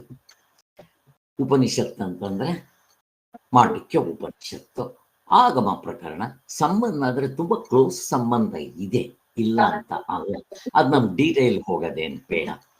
ಅಲ್ಲಿ ಮೊದಲನೇ ಮಂತ್ರದಲ್ಲೇ ಓಂಕಾರ ಹೇಳೋದು. ಯಾಕಾದ್ರು ಗೊತ್ತಿದ್ರೆ ಹೇಳ್ರಿ. ಸುಮ್ಮನೆ 1 ಪಾಯಿಂಟ್ 2 ಪಾಯಿಂಟ್ ಅಷ್ಟೇ, ಎಲ್ಲ ಪೂರ್ತಿ ಡೀಟೇಲ್ ಹೋಗೋದು ಬೇಡ. ಕಾರಿಕೆಗೂ ಮತ್ತೆ ಕಾರಿಕೆ ಆಮೇಲೆ ಬರುತ್ತೆ, ಉಪನಿಷತ್ ಮೊದಲು ಬರುತ್ತೆ. ಉಪನಿಷತ್ಗೂ ಕಾರಿಕೆಗೂ ಸ್ವಲ್ಪ ಓಂಕಾರನೇ ಅಲ್ಲೂ ಹೇಳಿದ್ದಾರೆ. ಅಂದ್ರೆ ಅಕಾರ ಉಕಾರ ಮಕಾರ, ವಿಶ್ವ ತೈಜಸ ಪ್ರಾಜ್ಞಾ ಅಂತ ಇಲ್ಲೂ ಅದನ್ನೇ ತಗೊಂಡಿದ್ದಾರೆ. ವ್ಯತ್ಯಾಸ ಏನು ಮತ್ತೆ? ಅಲ್ಲಿ ಮಾಂಡಿಕ್ಯದಲ್ಲಿ ಮೊದಲನೇ ಓಂಕಾರ ತಗೊಂಡ್ಬಿಡ್ತಾರೆ ಅಷ್ಟೇ. ಕಾರಿಕೆನಲ್ಲಿ 9ನೇ ಮಂತ್ರದಲ್ಲೋ 19ನೇ ಮಂತ್ರದಲ್ಲೋ ಓಂಕಾರದ ವಿಚಾರ ತಗೊಂತಾರೆ ಅಂತ ಹೇಳ್ತಾರೆ. ಇವೆಲ್ಲ ನಮ್ಗೇನು ಅಷ್ಟು ಇಂಪಾರ್ಟೆನ್ಸ್ ಏನಿಲ್ಲ. ಅದಕ್ಕೆ ಕಾರಿಕೆಗಳಲ್ಲಿರುವ ಓಂಕಾರ ವಿಚಾರ ಇವೆಲ್ಲ ಅವನ್ನೆಲ್ಲ ಅಷ್ಟಲ್ಲೇ ಬಿಟ್ರೆ ಆಯ್ತು. ಅದಕ್ಕೋಸ್ಕರ ಈ ಯಾರ್ಯಾರು ಭಟ್ಟಾಚಾರ್ಯರು ಇನ್ನು ಯಾರ್ಯಾರೋ ಅವರೆಲ್ಲ ಬರೆದಿರೋದು, ವೆಸ್ಟರ್ನ್ ಫಿಲಾಸಫರ್ಸು ಇವರೆಲ್ಲ ಬರೆದಿರೋದು ಈ ಕಾರಿಕೆ ಮೇಲೆ, ಉಪನಿಷತ್ಗಳ ಮೇಲೆ ತಪ್ಪು ಅಭಿಪ್ರಾಯಗಳು ಮಾಡಿಟ್ಟಿದ್ದಾರೆ. ಹಿಂದೆ ಇಂಪಾರ್ಟೆಂಟ್ ಆಗಿ ನಾನು ಇನ್ನೊಂದೆರಡು ಪಾಯಿಂಟ್ಗಳು ಡಿಸ್ಕಸ್ ಮಾಡಬೇಕಾಗಿತ್ತು, ಮಾಡಲಿಲ್ಲ. ಅದು ಮಾಡಬೇಡ. ಈಗ ಮಾಂಡಿಕ್ಯ ಉಪನಿಷತ್ತ ಅಥವಾ ಗೌಡಪಾದರು ಬರ್ತಿರೋದ ಪ್ರಶ್ನೆ. ಶ್ರೀಧರ್ ಉಪನಿಷತ್ ಅದ್ರ ಬಗ್ಗೆ ಸಂಶಯ ಇಲ್ಲ ತಾನೆ? ಕೆಲವರು ಏನ್ ಮಾಡ್ತಾರೆ, ಈ ಗೌಡಪಾದ ಕಾರಿಕೆ ಗೌಡಪಾದರೇ ಅದನ್ನ ಕಾರಿಕೆಗಳು ಬಂದ ಮೇಲೆ ಉಪನಿಷತ್ ಬಂತು ಅಂತಾರೆ. ಏನ್ ಹೇಳ್ತಾರೆ? ಗೌಡಪಾದರು ಮತ್ತೆ ಶಂಕರಾಚಾರ್ಯರು ಇವರೆಲ್ಲ ಅವ್ರಿಗೆ ಮಾಂಡಿಕ್ಯ ಉಪನಿಷತ್ ಆಧಾರದ ಮೇಲೆ ಕಾರಿಕೆಗಳು ಬರೆದ್ರು. ಆ ಮಾಂಡಿಕ್ಯ ಉಪನಿಷತ್ನ ಓದಿದ್ಮೇಲೆ ಅವರ ಹೃದಯದಲ್ಲಿ ಅಯ್ಯಯ್ಯೋ ಎಷ್ಟು ಚೆನ್ನಾಗಿದೆಯಲ್ಲ, ಇದರ ಸಾರಾಂಶನ ಹಿಂಡಬೇಕು ಅಂತ ಇವರು ಟ್ರೈ ಮಾಡಿದ್ರು. ಗೌಡಪಾದರಾಗ್ಲಿ ಶಂಕರಾಚಾರ್ಯರಾಗ್ಲಿ. ಶಂಕರಾಚಾರ್ಯರು ಇದಕ್ಕೆ ಭಾಷ್ಯ ಬರೆಯೋದಕ್ಕೆ ಕಾರಣ ಏನು ಅಂದ್ರೆ ಮಾಂಡಿಕ್ಯ ಉಪನಿಷತ್ತದೆಲ್ಲ ಇದರಲ್ಲಿ ಇದೆ ಅಂತ ಅವರು ಆರಾಮಾಗಿ ಭಾಷ್ಯ ಬರೆದ್ಬಿಟ್ರು. ಇಷ್ಟೆಲ್ಲ ಇದೆ, ಅಷ್ಟು ತಿಳ್ಕೊಂಡ್ರೆ ಸಾಕು. ಆಮೇಲೆ ಅದು ಕೆಲವರು ಉಪನಿಷತ್ ಅಂತ, ಅದು ಉಪನಿಷತ್ ಅಲ್ಲ ಅಂತ, ಗೌಡಪಾದರ ಕಾರಿಕೆನೇ ಉಪನಿಷತ್ ಹಿಂಗೆಲ್ಲ ಗಬ್ಬೆಬ್ರಿಸಿ ಸಗಣಿ ಹಚ್ಚಿ ಇಟ್ಕೊಂಡಿದ್ದಾರೆ. ಅದ್ರ ಕಡೆ ನಮ್ಗೇನು ಗಮನ ಬೇಡ, ಅಷ್ಟು ತಿಳ್ಕೊಂಡ್ರೆ ಸಾಕು. ಇಷ್ಟ ಆಯ್ತಾ? ಕೆಲವರು ಓಂಕಾರ ಉಪಾಸನೆಯನ್ನ ಯಾವ ಉಪನಿಷತ್ನಲ್ಲೂ ಬರೆದಿಲ್ಲ ಅಂತ ಇನ್ನು ಕೆಲವರು ಹೇಳಕ್ ಶುರು ಮಾಡಿದ್ರು. ಅದಕ್ಕೆ ಬೇರೆಯವರು ಹೇಳೋದು. ಅದಕ್ಕೆ ನೀವೇನು ಹೇಳ್ತೀರಾ? ಕೃಷ್ಣವೇಣಿಯವರು ಯಾರವರು? ಅದು ಸ್ವಲ್ಪ ಬಂದಿದೆ ಅಂತ ಸರ್. ಬೃಹದಾರಣ್ಯಕದಲ್ಲಿ ನಾವೆಲ್ಲ ಲಘು ಮಾಡಿದ್ದಾರೆ ಸರ್. ಇದು ಓಂಕಾರ ಉಪಾಸನೆ ಮಾಡಿದಾರಲ್ವಾ? ಮೊದಲನೇ ಚಾಪ್ಟರ್ನಲ್ಲೇ ಬರುತ್ತಂತೆ ಬೃಹದಾರಣ್ಯಕ ಉಪನಿಷತ್ನಲ್ಲಿ. ಇನ್ನೇನು ಬೇಕು ಅಂತ ಸುರೇಶ್ವರಾಚಾರ್ಯ ಸ್ಪಷ್ಟವಾಗಿ ತೋರಿಸ್ಕೊಳ್ತಾರೆ. ಆದ್ದರಿಂದ ಸರ್ವ ವೇದಕ್ಕೂ ಕಾರಣ ಅಂತ ಅಲ್ಲಿ ಹೊಗಳಿಯೂ ಇದೆ. ಇನ್ನೇನಪ್ಪ ಬೇಕು? ಆದ್ದರಿಂದ ಇಲ್ಲಿ ಓಕೆ, ಮಾಂಡಿಕ್ಯ ಉಪನಿಷತ್ನಲ್ಲಿ ವಸ್ತುತಂತ್ರ ಕರ್ತೃತಂತ್ರ ಎರಡು ಸಾಧನೆಯನ್ನು ಹೇಳಿದೆ. ಮುಖ್ಯವಾಗಿ ಯಾವ ಸಾಧನೆಗೆ ಒತ್ತಿದೆ? ಜ್ಞಾನ. ಶ್ರೀಧರ್ ಅವರು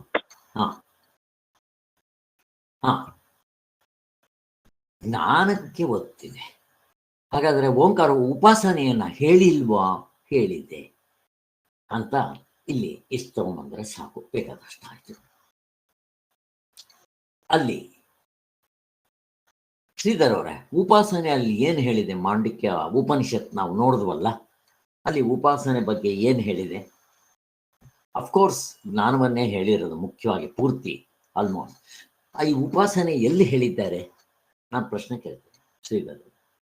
ಮಾಂಡಿಕ್ಯ ಉಪನಿಷತ್ತು ಇಟ್ಕೊಳ್ರಿ, ಕಾರಕ್ಕೆ ನಾವಿನ್ನೂ ಮುಗಿಸಿಲ್ಲ. ಇನ್ಯಾರಾದ್ರ ಹೇಳಿ. ಕೃಷ್ಣವೇಣಿ ಉಪಾಸನೆ ಹೇಳಿದಾರಲ್ಲ ಸರ್, ಅಕಾರ ಉಕಾರ ಮಕಾರ ಅಂತ ಮಧ್ಯಮಾಧಿಕಾರಿಗಳಿಗೆ ಅಂತ ಉಪಾಸನೆ ಬಂದಿದೆ. ಉಪಾಸನೆ ಹೇಳಿದ್ದಾರೆ ಅಂತ ಅಷ್ಟು ಸಾಕು. ಓಕೆ, ನೆಕ್ಸ್ಟ್ ಇನ್ನ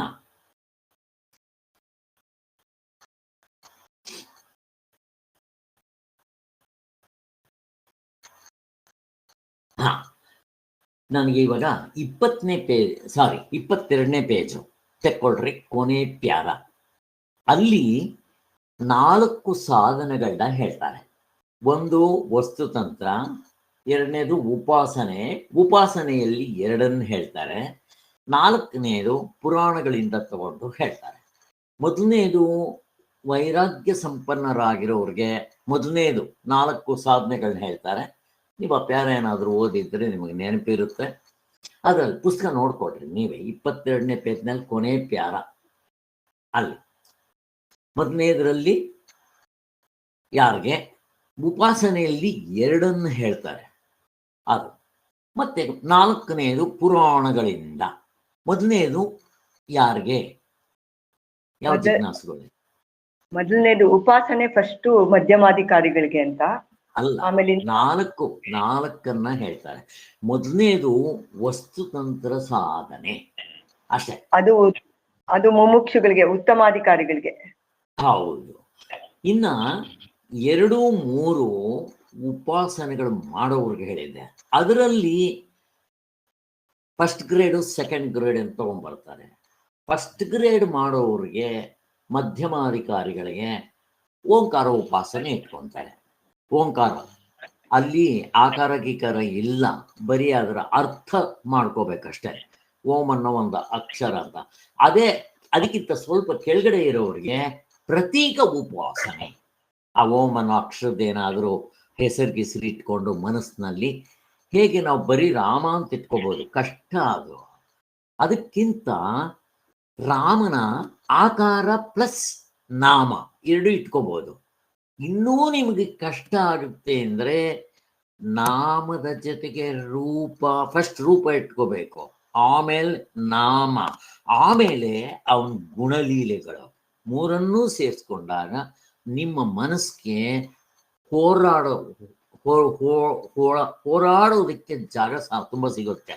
ಆಗ ನೀವು ತುಂಬ ಹೊತ್ತು ಅದನ್ನ ಅದರಲ್ಲೇ ಕಾಲ ಕಳೆಯೋದಕ್ಕೆ ಸಾಧ್ಯ ಆಗುತ್ತೆ ಅನ್ನೋ ದೃಷ್ಟಿಯಿಂದ ಹೇಳ್ತಾರೆ. ನಾಲ್ಕನೇದು, ಅದು ಮುಮುಕ್ಷಿಗಳಿಗೆ ಎಲ್ರಿಗೂ ನಾವು ನೋಡ್ಕೋಬೇಕು.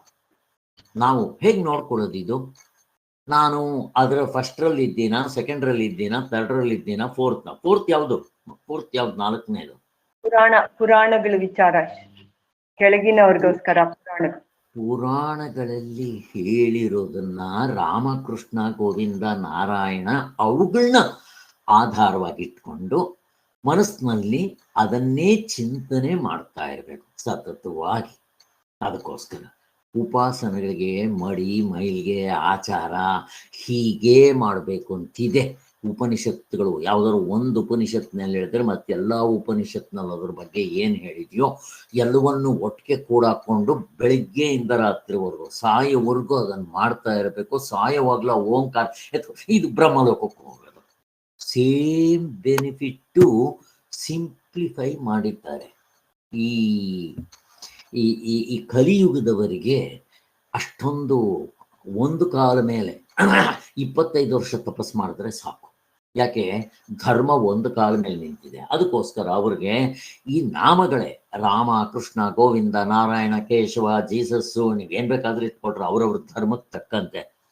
ಜೀಸಸ್ಸು, ಮಹಮ್ಮದ್ ಪೈಗಂಬರೋ, ಬುದ್ಧಿಸಮ್, ಏನ್ ಬೇಕಾದ್ರು ಅವುಗಳನ್ನೇ ನೀವು ಮಾಡ್ತಾ ಇದ್ರೆ ಉಪಾಸನೆಯಲ್ಲಿ ಯಾವ ಫಲ ಇದೆಯೋ ಬ್ರಹ್ಮಲೋಕಕ್ಕೆ ಹೋಗ್ತೀರಾ, ಸಂಶಯ ಇಲ್ಲ. ಅದರಿಂದ ನನಗೆ ಯಾವುದರಲ್ಲಿ ಅಧಿಕಾರ ಇದೆ ಅಂತ ನಿಮಗೆ ನಾವು ಹೇಗೆ ಜಡ್ಜ್ ಮಾಡ್ಬೋದು? ನಮ್ಮ ಪ್ರಶ್ನೆ ತುಂಬಾ ಇಂಪಾರ್ಟೆಂಟ್. ನಮ್ಮ ಸಾಧನ ದೃಷ್ಟಿಯಿಂದ ಹೆಂಗ್ ಜಡ್ಜ್ ಮಾಡ್ತೀರಾ? ನನಗೆ ಯಾವ ಸುಲಭ? 4 ಇದೆ. ಅಟ್ಯಾಚ್ಮೆಂಟ್ ಇಂದ sir, worldly attachments, worldly attachment, worldly attachment. ಸರಿ, ತುಂಬಾ ಕಷ್ಟ ಇದೆ ಅದು. ನಮ್ಗೆ ಈಗ ನಾನು ಏರೋಪ್ಲೇನ್ ಅಲ್ಲಿ ಹೋಗ್ತೀನಿ ಅಥವಾ ಥಿಯೇಟರ್ಗೆ ಹೋಗ್ತೀನಿ. ಫಸ್ಟ್ ಲೆವೆಲ್ ಇದೆ, ಸೆಕೆಂಡ್ ಲೆವೆಲ್ ಇದೆ, ಥರ್ಡ್ ಲೆವೆಲ್ ಇದೆ, ಬಾಲ್ಕನಿ ಇದೆ. ನಾನು ಹೆಂಗ್ ಚೂಸ್ ಮಾಡ್ಕೊಂತೀನಿ? ನನ್ನ ಹತ್ರ ದುಡ್ಡು ಎಷ್ಟಿದೆಯೋ ಅದನ್ನ ನೋಡ್ಕೊಂಡು ನಾನು ಅಲ್ವಾ? ಹಾಗೆ ಇಲ್ಲಿ ನಾನು ಹೇಗೆ ಚೂಸ್ ಮಾಡ್ಕೋಬೇಕು ಅನ್ನೋ ಪ್ರಶ್ನೆ. ಅಂತಃಕರಣ ಶುದ್ಧಿಯಿಂದ ಸರ್ ಎಷ್ಟಿದೆ ಅಂತ ಅಲ್ಲ, ನಮ್ಗೆ ಹೆಂಗ್ ಗೊತ್ತಾಗುತ್ತೆ ನಾನು ಅಂತಃಕರಣ ಶುದ್ಧಿ ಎಷ್ಟಾಗಿದೆ, ಯಾವುದಕ್ಕೆ ಎಷ್ಟೆಷ್ಟು ಬೇಕು ಅನ್ನೋದು ಅವ್ರವ್ರ ಪರ್ಸನಲ್ ಅಲ್ವಾ? ಇಲ್ಲಿ ಸಿಂಪಲ್ ಟೆಕ್ನಿಕ್ ಹೇಳ್ತೀನಿ ನೋಡ್ರಿ. ತುಂಬ ಹೊತ್ತು ನಿಮಗೆ ಮಾಡೋದಿಕ್ಕೆ ಯಾವುದು ಸುಲಭವೋ ಅದನ್ನು ಹಾಯ್ಕೊಳ್ರಿ, ನಿಮ್ಗೆ ಗೊತ್ತಾಗುತ್ತೆ. ಈಗ ನಾನು ಹೇಳ್ತೇನೆ, ಈ ಪುಸ್ತಕಗಳು ಸ್ವಾಮಿಗಳದ್ದು ಇಟ್ಕೊಂಡ್ರೆ, ಸ್ವಾಮಿಗಳದ್ದೇ, ಬೇರೆದಲ್ಲ, ಬೇರೆದು ಓದ್ರಿ, ಬೇಡ ಅಂತ ಅನ್ಲಿಲ್ಲ. ವಸ್ತುತಂತ್ರಕ್ಕೆ ಸಂಬಂಧಪಟ್ಟಿರೋ ಪುಸ್ತಕಗಳನ್ನ ನಾನು ಕೂತ್ಕೊಂಡು ದಿನಕ್ಕೆ 8 ಗಂಟೆ 7 ಗಂಟೆ 5 ಗಂಟೆ ಅಥವಾ ಕೆಲವು ಸಾರಿ 6 ಗಂಟೆ ಓದ್ತಾ ಇರ್ತೀನಿ. ಊಟ ಟೈಮ್ ಊಟ ಮಾಡ್ತೀನಿ, ಕಾಫಿ ಟೈಮ್ ಕಾಫಿ ಕೊಡ್ತೀನಿ, ಅದು ಬೇರೆ. ಮಿಕ್ಕಿರೋ ನಾನು ಮ್ಯಾಕ್ಸಿಮಮ್ ಟೈಮ್ನಲ್ಲಿ ನಾನು ಇದನ್ನು ಕಳೀತಾ ಇರ್ತೀನಿ. ನನಗಾಗತ್ತೆ. ನಿಮಗೆ ಇದು ಆಗುತ್ತೆ ಅಂದರೆ ಇದು ಮಾಡ್ರಿ. ಕೇಳಿದ್ರೆ ಇದೇ ವಿಚಾರ, ಮನಸ್ಸಿನಲ್ಲಿ ಚಿಂತನೆ ಮಾಡಿದ್ರೆ ಇದೇ ವಿಚಾರ, ಓದಿದ್ರು ಅದೇ ವಿಚಾರ, ಸ್ವಾಮಿಗಳಿಗೆ ಬರೆದ್ರು ಅದೇ ವಿಚಾರ, ಹೇಳಿದ್ರು ಅದೇ ವಿಚಾರ. ಇನ್ನು ಅದಾಗ್ಲಿಲ್ವಾ? ಈಗ ಕೆಳಗಿಂದಕ್ಕೆ ನಾವೇ ಬರ್ಬೋದು. ಬಂದಿದ್ದೆ, ಇದು ನನ್ನ ಕೈನಲ್ಲಿ ತುಂಬ ಹೊತ್ತು ಮಾಡೋಕ್ಕಾಗತ್ತಾ? ನೋಡ್ಕೊಳ್ರಿ ನೀವೇ. ಯಾವುದು ಎಫರ್ಟ್ಲೆಸ್, ಚಾಯ್ಸ್ಲೆಸ್ ನಿಮಗೆ ಇಷ್ಟ ಆಗಿರುತ್ತೆ, ಖುಷಿ ಆಗುತ್ತೆ, ವಾ ನಾನು ಮಾಡ್ಬೋದಪ್ಪ ಅಂತ, ಆವಾಗ ಅದನ್ನು ಚೂಸ್ ಮಾಡ್ಕೊಳ್ರಿ. 4 ಗ್ರೇಡೇಷನ್ಸ್ ಕೊಟ್ಬಿಟ್ಟಿದೆ. ಇಲ್ಲಿ ನಮ್ಮ ಅಂತಃಕರಣ ಎಷ್ಟು ಶುದ್ಧಿ, ಅಫ್ಕೋರ್ಸ್ ಶುದ್ಧಿ ಮೇಲೆ ಹೋಗುತ್ತಿದ್ದೋ, ಬಟ್ ನನಗೆ ಎಷ್ಟಾಗಿದೆ ಅದು ನೋಡ್ಕೋಬೇಕಲ್ಲ ನಾನು. ಅದಕ್ಕೋಸ್ಕರ ಇಲ್ಲಿ ಇಂಪಾರ್ಟೆಂಟ್ ವಸ್ತುತಂತ್ರ ಸಾಧನೆಗಳನ್ನೇ ಚೂಸ್ ಮಾಡ್ಕೋಬೇಕು. ಅದರಲ್ಲೂ ಈಗ ಫಾರ್ ಎಕ್ಸಾಂಪಲ್ಲು ನಾನು ಭಾಮತಿಕಾರರು ಪಂಚಪಾದಿಕಕಾರರದ್ದು ಇಟ್ಕೊಂಡು ನೋಡ್ಕೊತೀನಿ ಅಂತಂದ್ರೆ ಬೇರೆಯವ್ರು ಇದ್ದಾರೆ, ಅವರು ದಿನಗಟ್ಟೆ ಇವುಗಳನ್ನೇ ಅಧ್ಯಯನ ಮಾಡ್ತಾರೆ. ಅವ್ರ ದೃಷ್ಟಿ ಬೇರೆ, ಸ್ವಾಮಿಗಳ ಪುಸ್ತಕಗಳಲ್ಲಿ ಬರೆದಿದ್ದಾರೆ. ಅವ್ರಿಗೇನು ಅಂತಂದ್ರೆ ಯಾವ ಪುಸ್ತಕದಲ್ಲಿ ಯಾವ ಇದು ಬಂದಿದೆ, ಇವ್ರೇನ್ ತಪ್ಪು ಮಾಡಿದ್ದಾರೆ, ಅವ್ರೇನ್ ತಪ್ಪು ಮಾಡಿದ್ದಾರೆ, ಅದ್ರ ಕಡೆ ಗಮನ. ನಮ್ಗೆ ಅದು ಬೇಕಾಗಿಲ್ಲ. ನನಗೆ ಬೇಕಾಗಿರೋದು ತತ್ವದಲ್ಲಿ ನಿಲ್ಲದಿಕ್ಕೆ ಏನ್ ಮಾಡ್ಬೇಕು. ಮಾಂಡಿಕ್ಯ ಉಪನಿಷತ್ ಸಾಕು, ಮಂಜರಿ ಸಾಕು, ಈ ಕಾರಿಕೆ ಇದು ಸಾಕು, ಕಾರಿಕೆ ಗೌಡಪಾದ ಹೃದಯ ಸಾಕು. ಹೀಗೆ ಇಟ್ಕೋಬೇಕು ನಾವು.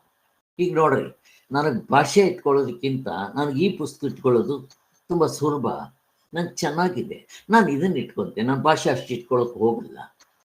ಅವ್ರ ಇಷ್ಟ. ಹಾಗೆ ನಾವು ಚೆಕ್ ಮಾಡ್ಕೋಬೇಕು. ನನಗೆ ಯಾವುದ್ರಲ್ಲಿ ಮನಸ್ಸು ನಿಲ್ಲುತ್ತೆ ಅದನ್ನು ನಾವು ಚೂಸ್ ಮಾಡ್ಕೋಬೇಕು. ಹಾಗೆ ಇಷ್ಟೇ. ಇವಾಗ ಅಕಸ್ಮಾತ್ ನನಗೆ ಇದು ನಿಲ್ಲಿಲ್ಲಪ್ಪ, ಇಲ್ಲದಿಲ್ಲ, ಬೇಡ, ಇನ್ನು ಕೆಳಕ್ಕೆ ಬಂದಿದ್ದೆ ಉಪಾಸನೆಗಳಲ್ಲಿ ಬೇಕಾದಷ್ಟಿದೆ. ನಾವು ಉಪಾಸನೆಗಳು ಮಾಡೋ ಯುಕ್ತಿ ಇಲ್ಲ. ಇನ್ನಿರೋದು ಒಂದು ಜಪ ಇಟ್ಕೊಳ್ರಿ ಹೇಳ್ತಾರೆ.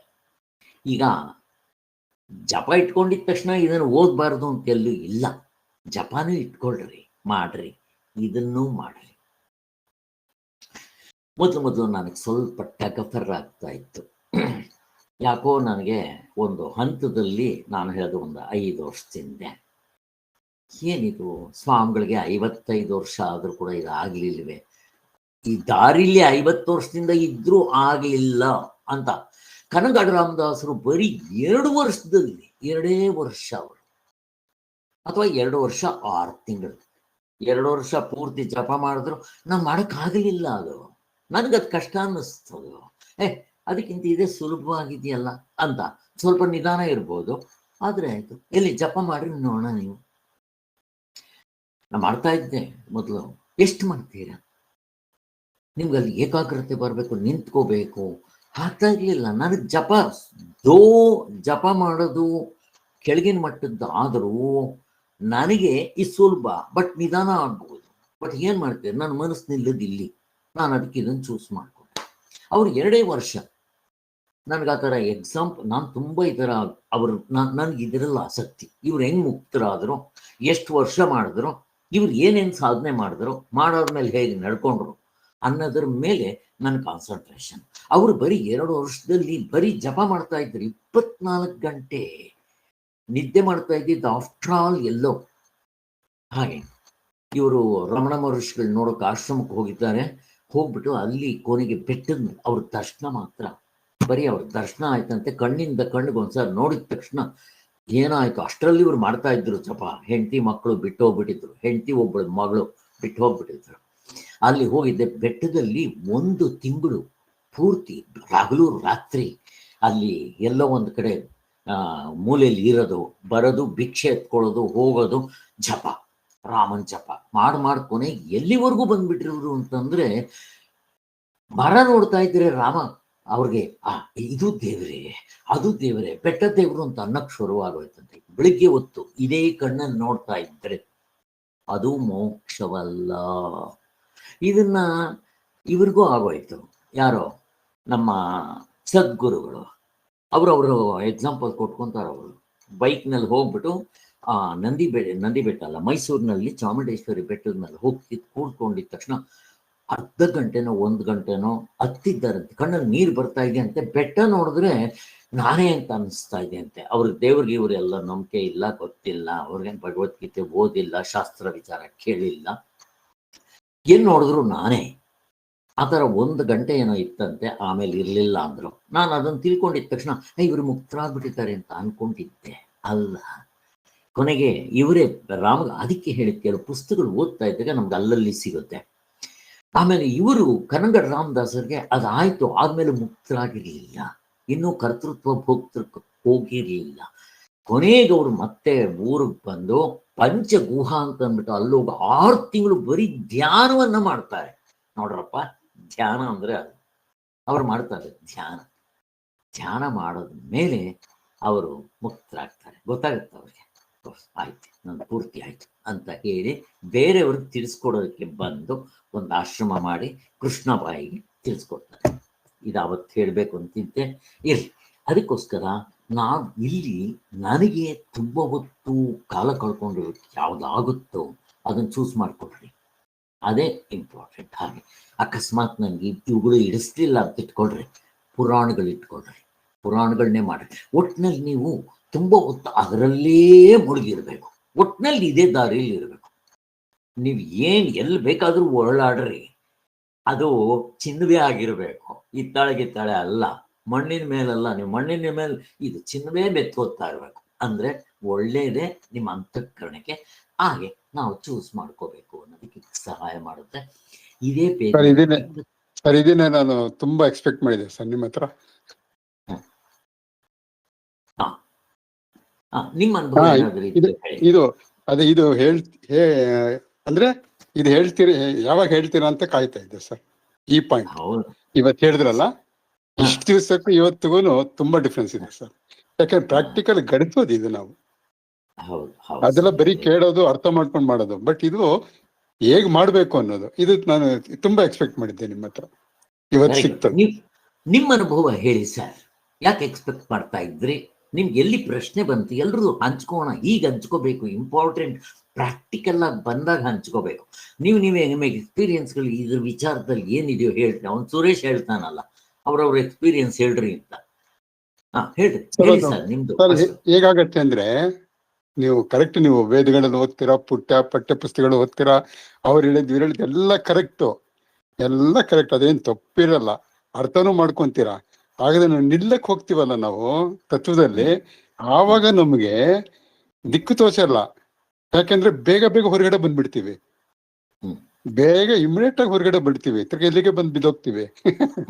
ಸೊ ಯಾಕೆ ಬಿದ್ದೋಗ್ತೀವಿ ಅಂತ ಅರ್ಥ ಮಾಡ್ಕೊಂಡ್ರೆ ನಮ್ ಮೆಥಡ್ಸು, ಯಾಕೆ ನೀವು ಹೇಳಿದ್ರಲ್ಲ ಈಗ ಎಷ್ಟೊಂದು ಮೆಥಡ್ಸ್ ಇರುತ್ತೆ ಅಂತ, ಕರೆಕ್ಟ್ ಚೂಸೇ ಮಾಡಿರಲ್ಲ, ಅರ್ಥನೇ ಮಾಡ್ಕೊಂಡಿರಲ್ಲ ಯಾವ ತರ ಅಂತ. ಮತ್ತೆ ಹೇಳ್ಕೊಡೋರು ಇಲ್ವಲ್ಲ ಸರ್, ಈ ತರ ಅಂತ. ಈಗ ನೀವು ಒಂದ್ಸಲಿ ಒಂದು 6-7 ತಿಂಗಳು ಹೇಳಿದ್ರಿ ನೀವು ಜಪ ಮಾಡಿ ಅಂತ. ನಾನು ಆವಾಗ ನಿಮ್ಗೆ ಒಂದು ಹೇಳಿದೆ, ಆಯ್ತು ಜಪ ಮಾಡ್ತೀನಿ ದೇವ್ರದ್ದು ಅಥವಾ ಧ್ಯಾನ ಮಾಡ್ತೀನಿ. ಈಗ ಒಂದು ದೇವರು ಅಂದ್ರೆ ರಾಮ ಅನ್ಕೊಳ್ಳೋಣ, ರಾಮನ್ ಜಪ ಅಂದ್ಕೊಂಡು ಏಕಾಗ್ರತೆ ಬೇಕು ಅಂತೀವಿ. ಏಕಾಗ್ರತೆ ಅಂದ್ರೆ ಒಂದ್ಸಲಿ ಕಣ್ಣು ನೋಡುತ್ತೆ, ಒಂದ್ಸಲ ಮೂಗು ನೋಡುತ್ತೆ, ಒಂದ್ಸಲ ಫುಲ್ ದೇಹ ನೋಡುತ್ತೆ, ಒಂದ್ಸಲ ವಿಷಯಗಳು ನೋಡುತ್ತೆ. ಅದು ಏಕಾಗ್ರತೆ ಎಲ್ಲಿ ಬಂತು? ಯಾವ ಸಮಗ್ರವಾಗಿ ಯಾವ ತಗೋಬೇಕು ಅದ್ರಲ್ಲಿ? ಹೆಂಗ್ ಗೊತ್ತಾಗತ್ತೆ? ಈಗ ನೀವು ಹೇಳಿದ್ರಲ್ಲ, ಅದ್ರ ಮನಸ್ಸು ಯಾವ ನಿಲ್ಲುತ್ತೆ, ಯಾವ ಸುಲಭ ಆಗುತ್ತೆ, ಅದನ್ನ ಪ್ರಾಕ್ಟೀಸ್ ಮಾಡಿ ಅಂತ. ಇದು ಬೇಕಾಗಿತ್ತು ನನಗೆ. This I wanted. ಅದನ್ನ ಅವಾಗ ನನಗೆ ಕರೆಕ್ಟ್ ಸುಲಭವಾಗಿರೋದು ಮಾಡ್ಕೊಂಡ್ರೆ ತಪ್ಪನೋ ಹೇಳ್ಕೊಡೋದು ಇಲ್ವಲ್ಲ ನಮ್ಗೆ. ಯಾವ ಸುಲಭ ಅದ್ ಮಾಡ್ಬಿಡ್ತೀನಿ. ಅದು ದಾರಿ ಯಾವ್ದದು ಕರೆಕ್ಟ್ ದಾರಿ ಅಂತ ಗೊತ್ತಿರ್ಲಿಲ್ಲ, ಇವತ್ತು ಗೊತ್ತಾಯ್ತು. ಯಾವ ಸುಲಭ ಇಂದ ಯಾವ ಮನಸ್ಸು ಏಕಾಗ್ರತೆ ಎಷ್ಟೊತ್ತು ನಿಲ್ಲತ್ತೋ, ಜಾಸ್ತಿ ಹೊತ್ತು ನಿಲ್ಲತ್ತೋ, ಅದನ್ನ ಮಾಡ್ಕೊಂಡು ಪ್ರಾಕ್ಟೀಸ್ ಮಾಡ್ಬೇಕು ಅಂತ ನೀವು ಹೇಳಿದ್ರಲ್ಲ. ಈಗ ಅದು ನಾನು ಎಕ್ಸ್ಪೆಕ್ಟ್ ಮಾಡಿದ್ದೆ. ಆವತ್ತಿಂದ ಅದೇ ನಿಮ್ಮನ್ನ ಕೇಳ್ತಾ ಇದ್ದೆ ನಾನು, ಪ್ರಾಕ್ಟಿಕಲ್ ಆಗಿ ಹೇಳಿ ಅಂತ. Good sir. ಇನ್ಯಾರಾದ್ರೂ ನಿಮ್ಮ ಪ್ರಾಕ್ಟಿಕಲ್ ಎಕ್ಸ್ಪೀರಿಯನ್ಸ್ ಯಾರಾದ್ರೂ ಹಂಚ್ಕೊಳಂಗಿದ್ರೆ ಹಂಚ್ಕೊಳ್ರಿ. ಈಗ ಇವ್ರು ಹೇಳಿದಾಗ ಇನ್ನೊಂದು ಪಾಯಿಂಟ್ ನೆನ್ಪು ಬರ್ತಾ ಇದೆ. ಈಗ ನಮ್ಮಲ್ಲಿ 4 ದಾರಿಗಳನ್ನ ಹೇಳ್ತಾರೆ. ಮೊದಲನೇದು ಭಕ್ತಿ ಮಾರ್ಗ, ಜ್ಞಾನ ಮಾರ್ಗ, ರಾಜಮಾರ್ಗ, ಆಮೇಲೆ ಇನ್ನೊಂದು ಯಾವುದು ಕರ್ಮ ಮಾರ್ಗ. ಈಗ ಯಾಕೆ ಮಾಡಿದ್ದಾರೆ 4 ಮಾರ್ಗಗಳು?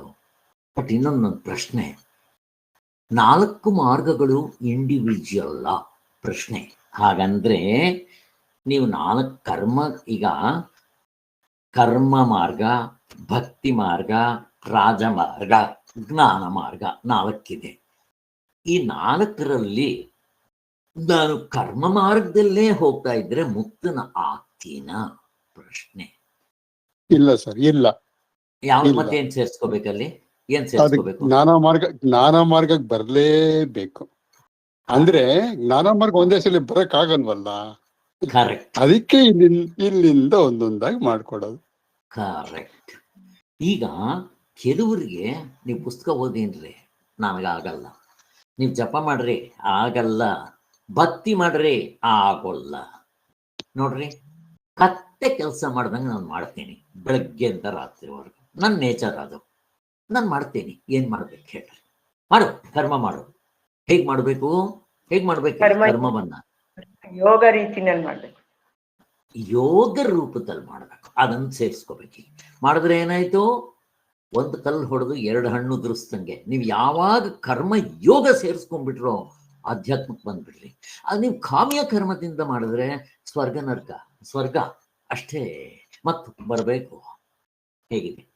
ಆದ್ದರಿಂದ ನೀವು ಕರ್ಮದಲ್ಲಿದ್ರೂ ಕರ್ಮ ಯೋಗ ರೂಪದಲ್ಲಿ ಮಾಡ್ರಿ.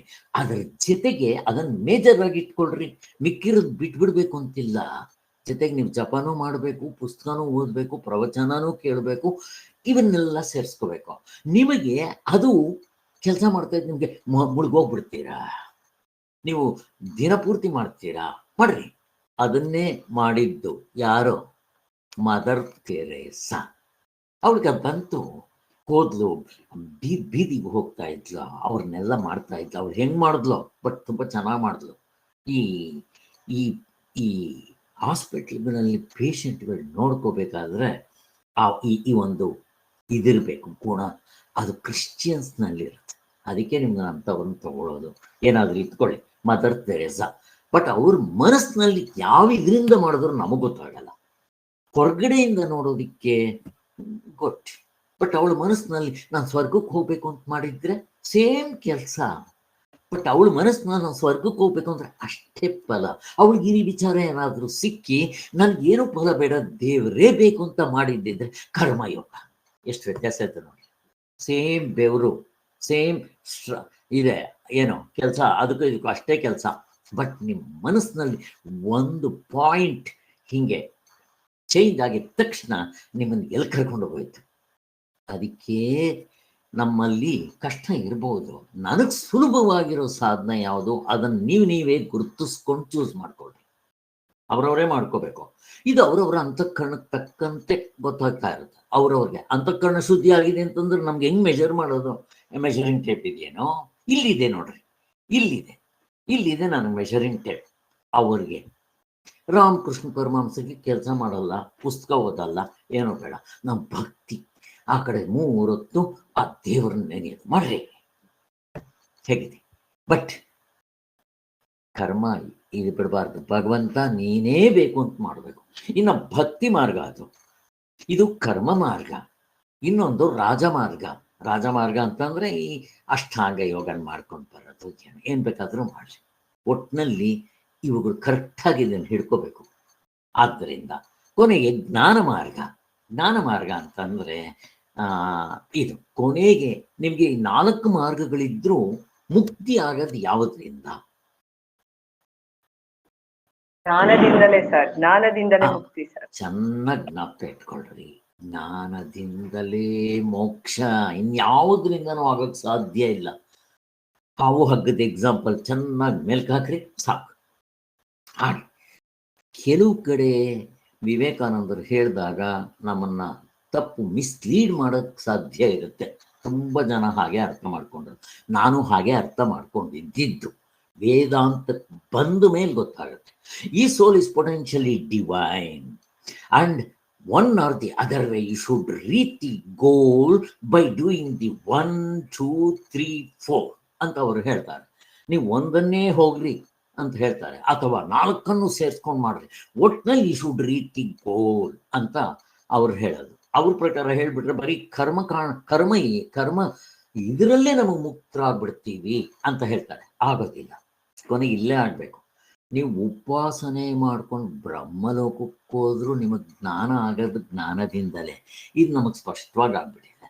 ಇದು ದೃಷ್ಟಾಂತದಿಂದ ಬೇಕಾದಷ್ಟು ವಿಚಾರ ಮಾಡಿದ್ರಿ. ಇಷ್ಟು ಸಾಕು. ಇನ್ಯಾರಾದರೂ ತಮ್ಮ ಎಕ್ಸ್ಪೀರಿಯನ್ಸ್ ಹಂಚ್ಕೊಳಂಗಿದ್ರೆ ಹಂಚ್ಕೊಳ್ರಿ. ಈಗ 4 ಗೊತ್ತಾಯ್ತು ನಮಗೆ.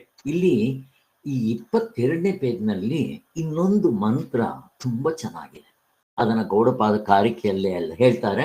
ಆದ್ರೂ ಅದನ್ನ ಟಚ್ ಮಾಡ್ಬೇಕಾಗಿರೋದು ನಮ್ಮಿದು. ಮೇಲ್ಗಡೆ ಆ ಮಂತ್ರ ಇದೆ, ಓದಿ ಕೃಷ್ಣವೇಣಿಯವರೇ. 22ನೇ ಪೇಜ್ನಲ್ಲಿ ಮೇಲ್ಗಡೆ ಒಂದು ಮಂತ್ರ ಕೊಟ್ಟಿದ್ದಾರೆ ಗೌಡಪಾದರು. ಸರ್, ನಾಂತ ಪ್ರಜ್ಞಂ ನ ಬಹಿಃಪ್ರಜ್ಞಂ. ಅಲ್ಲ, 22ನೇ ಪೇಜ್ನಲ್ಲಿ ಮೇಲ್ ಮಂತ್ರ 22 PDF ನಲ್ಲಿ ಅನಾದಿ ಮಾಯಾ ಸುಪ್ತೋ ಅನ್ನ ಸರ್. ಅನಾದಿ ಮಾಯಾ ಅನಾದಿ ಮಾಯಾ ಸುಪ್ತೋ ಯದಾ ಜೀವಃ ಪ್ರಬುಧ್ಯತೆ ಅಜಮುನಿ ನಿದ್ರಮ ಸ್ವಪ್ನಂ ಮದ್ವೈತಯಂ ಬುದ್ಧ್ಯತೆ ತಥಾ. ಅಜಮುನಿ ದ್ರಮ ಸ್ವಪ್ನ ಮದ್ವೈತಂ ಬುದ್ಧ್ಯತೆ ತಥಾ. ಅಜ ಮುನಿ ಅಜಂ ಹೇಳಮ್ಮ. ಅಜಂ ಹಾ. ಅನಿದ್ರಂ ಅಸ್ವಪ್ನಂ ಅದ್ವೈತಂ. Okay okay. ಇಷ್ಟು ಬರುತ್ತೆ ಅಜಂ ಅನಿದ್ರಂ ಅದರಲ್ಲಿ. ಅಸ್ವಪ್ನಂ ಅದ್ವೈತಂ. ನೋಡ್ರಿ ಅದರಲ್ಲೆಲ್ಲ ಪೂರ್ತಿ ಬಂದ್ಬಿಡುತ್ತೆ. ಅನಾದಿ ಮಾಯೆಯ ಸುಪ್ತೋ ಯದಾ ಜೀವ. ನಮ್ಗೆ ಶಾಸ್ತ್ರಾಚಾರ್ಯರ ಉಪದೇಶ ಗೊತ್ತಿಲ್ಲದೆ ಇದ್ರೆ ಯಾವಾಗ ಎಲ್ಲಾಯ್ತು ಅಧ್ಯಾಸ ಭಾಷದಲ್ಲಿ ಹೇಗಾಯ್ತು ಗೊತ್ತಿಲ್ಲ. ಮಾಯೆ ದ್ವೈತದಲ್ಲಿರ್ತೀವಿ, ಕನಸಿನಲ್ಲೇ ಇರ್ತೀವಿ. ಆ ಕನಸು ಕಾಣ್ತಾ ಇರ್ತೀವಿ. ಇಲ್ಲಿ ನಿದ್ದೆ ಅಂತ ಅಂದ್ರೆ ನಾವು ಇದ್ದದ್ದನ್ನು ಸರಿಯಾಗಿ ತಿಳ್ಕೊಂಡಿಲ್ಲ.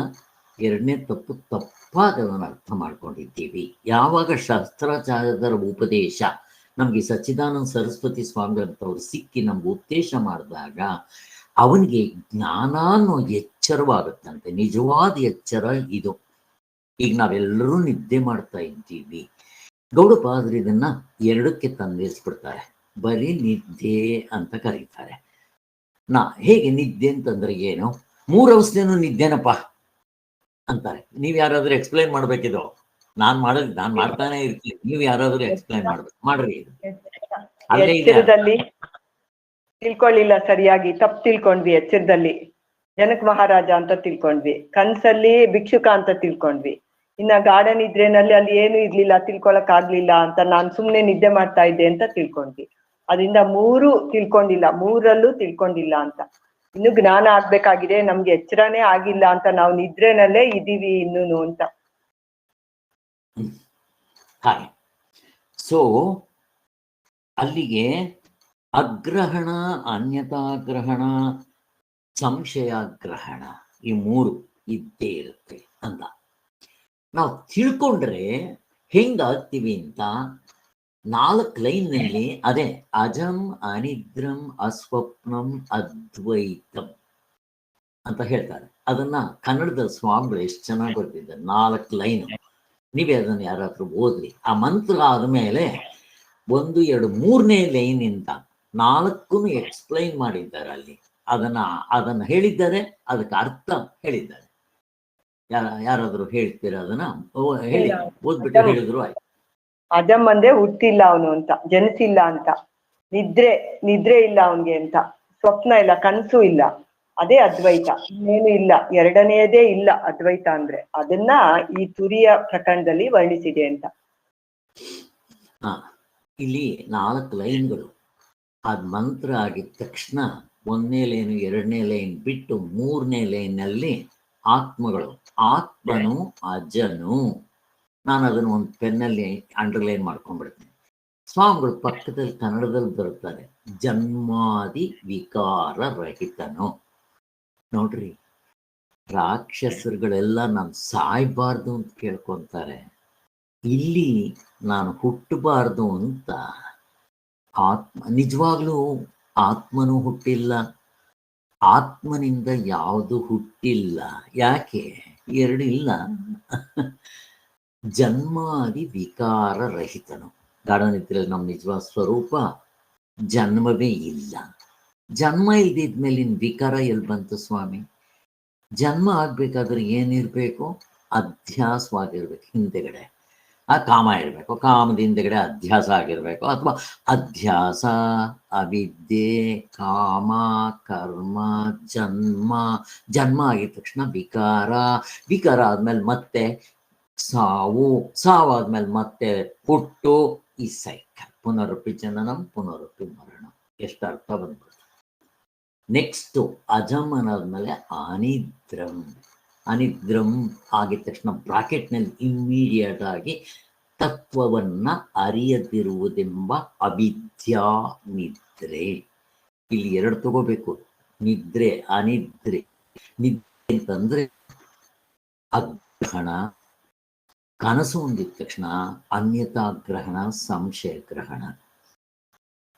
ಈ ನಿದ್ದೆಯಲ್ಲಿ ಬರೀ ಅಗ್ರಹಣ, ತಪ್ಪಾಗಿ ತಿಳ್ಕೊಳ್ಳೋದು ಮಾತ್ರ. ಅಲ್ಲಿ 2 ಇರುತ್ತೆ. ತಪ್ಪಾಗಿ ತಿಳ್ಕೊಂಡಿರೋದ್ರಿಂದ ಅಲ್ಲಿ ತಿಳ್ಕೊಳ್ದೆ ಇದ್ದಿದ್ರಿಂದ ತಪ್ಪಾಗಿ ತಿಳ್ಕೊಂಡಿದ್ದಾನೆ. ಹಗ್ಗ ಅಂತ ತಿಳ್ಕೊಳ್ದೆ ಇರೋದು ಮೊದಲನೇ ತಪ್ಪು. ತಿಳ್ಕೊಂಡಿದ ತಕ್ಷಣ ಎರಡನೇ ತಪ್ಪು ತಾನಾಗೆ ಆಗ್ಬಿಡುತ್ತೆ. ಅದನ್ನ ಹಾವು ಅಂತ ತಿಳ್ಕೊಂತಾನೆ, ನೀರಿನ ಕೊಡು ಏನೋ ಒಂದು ಮಾಡ್ಕೊಂತಾನೆ. ಅದಕ್ಕೋಸ್ಕರ ಇವು ಎರಡಕ್ಕೂ ಎಲ್ಲದಕ್ಕೂ ಕಾರಣ ಅಗ್ರಹಣ. ಅದಕ್ಕೆ ಅದು ಕಾರಣ ಅಂತ ಕರೆದ್ರು. ಗಾಢನಿದ್ರೆಯಲ್ಲಿ ಕಾರಣ ಅವಿದ್ಯೆ ಅಂದ್ರೆ ಆ ಅರ್ಥ, ಅಲ್ಲಿ ಅವಿದ್ಯೆ ಇದೆ ಅಂತ ಅಲ್ಲ. ಅದಕ್ಕೋಸ್ಕರನೇ ಎಚ್ಚರ ಕನಸನ್ನ ನೀವು ತಪ್ಪಾಗಿ ತಿಳ್ಕೊಂಡ್ರಿ. ಅದನ್ನ ಅಷ್ಟು ಹೇಳ್ಬಿಟ್ರು. ಅಸ್ವಪ್ನಂ ನೋಡ್ರಿ, ನಿದ್ದೆದು ಹೇಳಿದ್ರು, ಕನಸಿಂದ ಹೇಳಿದ್ರು. ಅದನ್ನ ತಪ್ಪಾಗಿ ಅರಿಯುವುದೆಂಬ ಅವಿದ್ಯಾ ಸ್ವಪ್ನ. ಇಲ್ಲಿ ನಿದ್ದೆಗೂ ಸ್ವಪ್ನ ಅಂತ ಕರೀತಾರೆ, ಕನಸಿಗೂ ಸ್ವಪ್ನ ಅಂತ ಕರೀತಾರೆ. ಯಾಕೆ ಹೆಸರು ಕೊಟ್ಟಿದ್ದಾರೆ ಪ್ರಶ್ನೆ ನಾನು ನಿಮ್ಮನ್ನು ಕೇಳ್ತಾ ಇದ್ದೀನಿ. ನಿದ್ದೆಗೂ ಸ್ವಪ್ನ ಶಾಸ್ತ್ರದಲ್ಲಿ ಕರೀತಾರೆ, ಈ ಕಾರಿಕೆಲ್ಲೂ ಕರೀತಾರೆ. ಆಮೇಲೆ ಕನಸಿಗೂ ಸ್ವಪ್ನ ಯಾಕೆ, ಹೆಂಗೆ? ತಿಳ್ಕೊಂಡಿಲ್ಲ, ಎರಡರಲ್ಲೂ ತಿಳ್ಕೊಂಡಿಲ್ಲ. ಸರಿ, ನಾನು ಬರೀ ಇದು ಹೆಸರು ಕೇಳ್ತಾ ಇದ್ದೀನಿ. ಇದಕ್ಕೆ ಹೆಸರು ಹೇಳಿದ್ದಾರಲ್ಲ, ಹ್ಯಾಕ್ ಸಾಧ್ಯ? ಈಗ ನಿದ್ರೆ ಅಂದ್ರೆ ಬೇರೆ, ಸ್ವಪ್ನ ಅಂದ್ರೆ ಬೇರೆ. ಇಲ್ಲಿ ಎರಡಕ್ಕೂ ನಿದ್ರೆ ಅಂತ ಕರೆದು ಬಿಡ್ತಾರೆ. ಪ್ರಾಕ್ಟಿಕಲ್ ಆಗಿ ಮಿಥ್ಯ ಅಂತ ಅಂದ್ರೆ ಇಲ್ಲ ಅಂತ, ಸುಳ್ಳು ಅದು ಅಂತ. ಸರಿ, ಈಗ ಒಬ್ಬ ನಿದ್ದೆ ಮಾಡ್ತಾ ಇರ್ತಾನೆ ಅಂತ ಇಟ್ಕೊಳ್ರಿ. ಅವನು ನಿದ್ದೆ ಮಾಡ್ತಾ ಇದ್ದಾನ, ಕನಸು ಕಾಣ್ತಾ ಇದ್ದಾನ, ಏನ್ ಹೇಳ್ತೀರಿ ಸ್ವಾಮಿ ನೀವು? ನಮಗ್ ಗೊತ್ತಾಗೋದಿಲ್ಲ. ಈಗ ಅವನ್ ಏನಂತ ಹೇಳ್ತೀರಾ ನೀವು? ಕರೆಯೋದು ಏನ್ ಕರೀತೀರಾ ಹೇಳಿ? ನಿದ್ದೆ ಅಂತ ಕರೀತೀರಾ ಅಷ್ಟೇ. ಬಟ್ ಅವನು ನಿದ್ದೆ ಮಾಡ್ತಾ ಇದ್ದಾನ, ಕನಸು ಕಾಣ್ತಾ ಇದ್ದಾನ, ಅವನು ಗೊತ್ತಾಗತ್ತೆ. ಬಟ್ ಎರಡನ್ನೂ ನಾವು, ಇವಾಗ ಒಬ್ಬ ಕನಸು ಕಾಣ್ತಾ ಇರ್ತಾನೆ, ECG ಹಾಕ್ಬಿಡ್ರಿ, EG ಹಾಕ್ಬಿಟ್ರೆ ಆಲ್ಫಾ ಬೀಟಾ ಗಾಮಾ ವೇವ್ಸ್. ಅವನು ಒಂದು ದಿನದಲ್ಲಿ ಅಥವಾ 1 ಗಂಟೆ ನಿದ್ದೆ ಮಾಡಿದ್ರೆ, ಅಥವಾ ಅವನಿಗೆ 3 ಗಂಟೆ ಹಾಕ್ಬಿಟ್ಟು ಮಲಗಿಸಿದ್ರೆ, ಅವನ ಮಲಗಿದಾಗ ಎಷ್ಟು ಗಂಟೆ ಅವನು ಎಚ್ಚರದಲ್ಲಿದ್ದ, ಎಷ್ಟನೇ ಗಂಟೆಗೆ ಮಲಗ್ಕೊಂಡ, ನಿದ್ದೆಗೆ ಹೋದ, ನಿದ್ದೆಯಿಂದ ಕನಸು ಎಷ್ಟು ಬಿತ್ತು ಎಲ್ಲ ಹೇಳ್ಬಿಡ್ತಾರೆ. Alpha beta gamma waves. ಎಚ್ಚರದಲ್ಲಿ 1 ವೇವು, ಕನಸಿನಲ್ಲಿ 1 ವೇವು, ನಿದ್ದೆಯಲ್ಲಿ 1 ವೇವು. ಆದ್ದರಿಂದ ನಿಮಗೆ ಏನ್ ಕಾಣುತ್ತೆ? ನಿದ್ದೆ ಮಾಡ್ತಾ ಇದ್ದಾನೆ ಅಂತ. ಅಲ್ಲಿ ನೀವು ಇನ್ಸ್ಟ್ರೂಮೆಂಟ್ ಇಂದ ಮೆಷರು ಮಾಡ್ಬೋದು, ಇಲ್ಲ ಅವನು ಎದ್ದ ಮೇಲೆ ನಾನು ಇಷ್ಟೊತ್ತು ಕನಸು ಕಾಣ್ತಾ ಇದ್ದೆ ಅಂತ ಬೇಕಾದ್ರೆ ಹೇಳ್ಬೋದು. ಆದ್ರಿಂದ ಇಲ್ಲಿ ನಿದ್ದೆ ಅಂತ ಕರೆದಿದ್ದಾರೆ. ಎಷ್ಟು ಚೆನ್ನಾಗಿದೆ ನೋಡ್ರಿ, ಅಷ್ಟೇ, ಮುಗಿದೋಯ್ತು. ಅಸ್ವಪ್ನಂ ಅದು ಆಗೋಯ್ತು. ಇವಿಷ್ಟು ಇಲ್ಲದೆ ಇರೋನು ಯಾರು ಅಂತಂದ್ರೆ ಅದ್ವೈತನು. ಅದ್ವೈತ ಅಂದ್ರೆ ಅಲ್ಲಿ ಕನ್ನಡದಲ್ಲಿ ಬ್ರಾಕೆಟ್ನಲ್ಲಿ ಯಾವ ಬಗೆಯ ದ್ವೈತ ಪ್ರಪಂಚವು ಎಂದೆಂದಿಗೂ ತನ್ನಲ್ಲಿಲ್ಲ. ಹಾವು ಯಾವಾಗಿತ್ತು ಸ್ವಾಮಿ? ತಂದಿಲ್ಲ, ಹಿಂದಿಲ್ಲ, ಮುಂದಿಲ್ಲ. ನನಗೆ ಮಾತ್ರ ಅಲ್ಲ, ಯಾರಿಗೂ ಇಲ್ಲ. ಬಾ ದೃಷ್ಟಾಂತ ತಗೊಂಡಿದ್ದನ್ನು ಹೋಲ್ಸ್ಕೋಬೇಕು. ಅವಾಗ ಚಕ್ ಅಂತ ನಿಮ್ಗೆ ಅಲ್ಲಿ ತತ್ವದಲ್ಲಿ ಟಚ್ ಮಾಡಿ ನೀವು ಜಾರ್ ಬರ್ಬೋದು. ಬೇರೆ ಇನ್ನೂ ಸಾಧನೆ ಸಾಲ್ತಾ ಇದ್ರೆ ಜಾರ್ ಬಂದ್ಬಿಡ್ತೀವಿ. ಅಂತಃಕರಣ ಪೂರ್ತಿ ಶುದ್ಧಿ ಆಗ್ಬೇಕಾದ್ರೆ ಪರಂಪರಾ ಸಾಧನ ಸೇರಿಸ್ಕೋಬೇಕು, ಸರ್ಕಾರಿ ಸಾಧನೆ ಸೇರಿಸ್ಕೋಬೇಕು. ಅದರ ಜೊತೆಯಲ್ಲಿ ನೀವು ಮುಖ್ಯವಾಗಿ ಶ್ರವಣ ಮನನ ಧ್ಯಾನ ಇವುಗಳನ್ನ ಮಾಡ್ತಾ ಇರಬೇಕು. ಶ್ರವಣ ಆಯ್ತು, ಓದ್ತಾ ಇದ್ದೀರಿ ಅಂದ್ರೆ ಮನನವೇ. ನೀವು ಓದುವಾಗ ಮನನ ಬಿಟ್ಟು ಇನ್ನೇನೂ ಆಗೋದಿಲ್ಲ.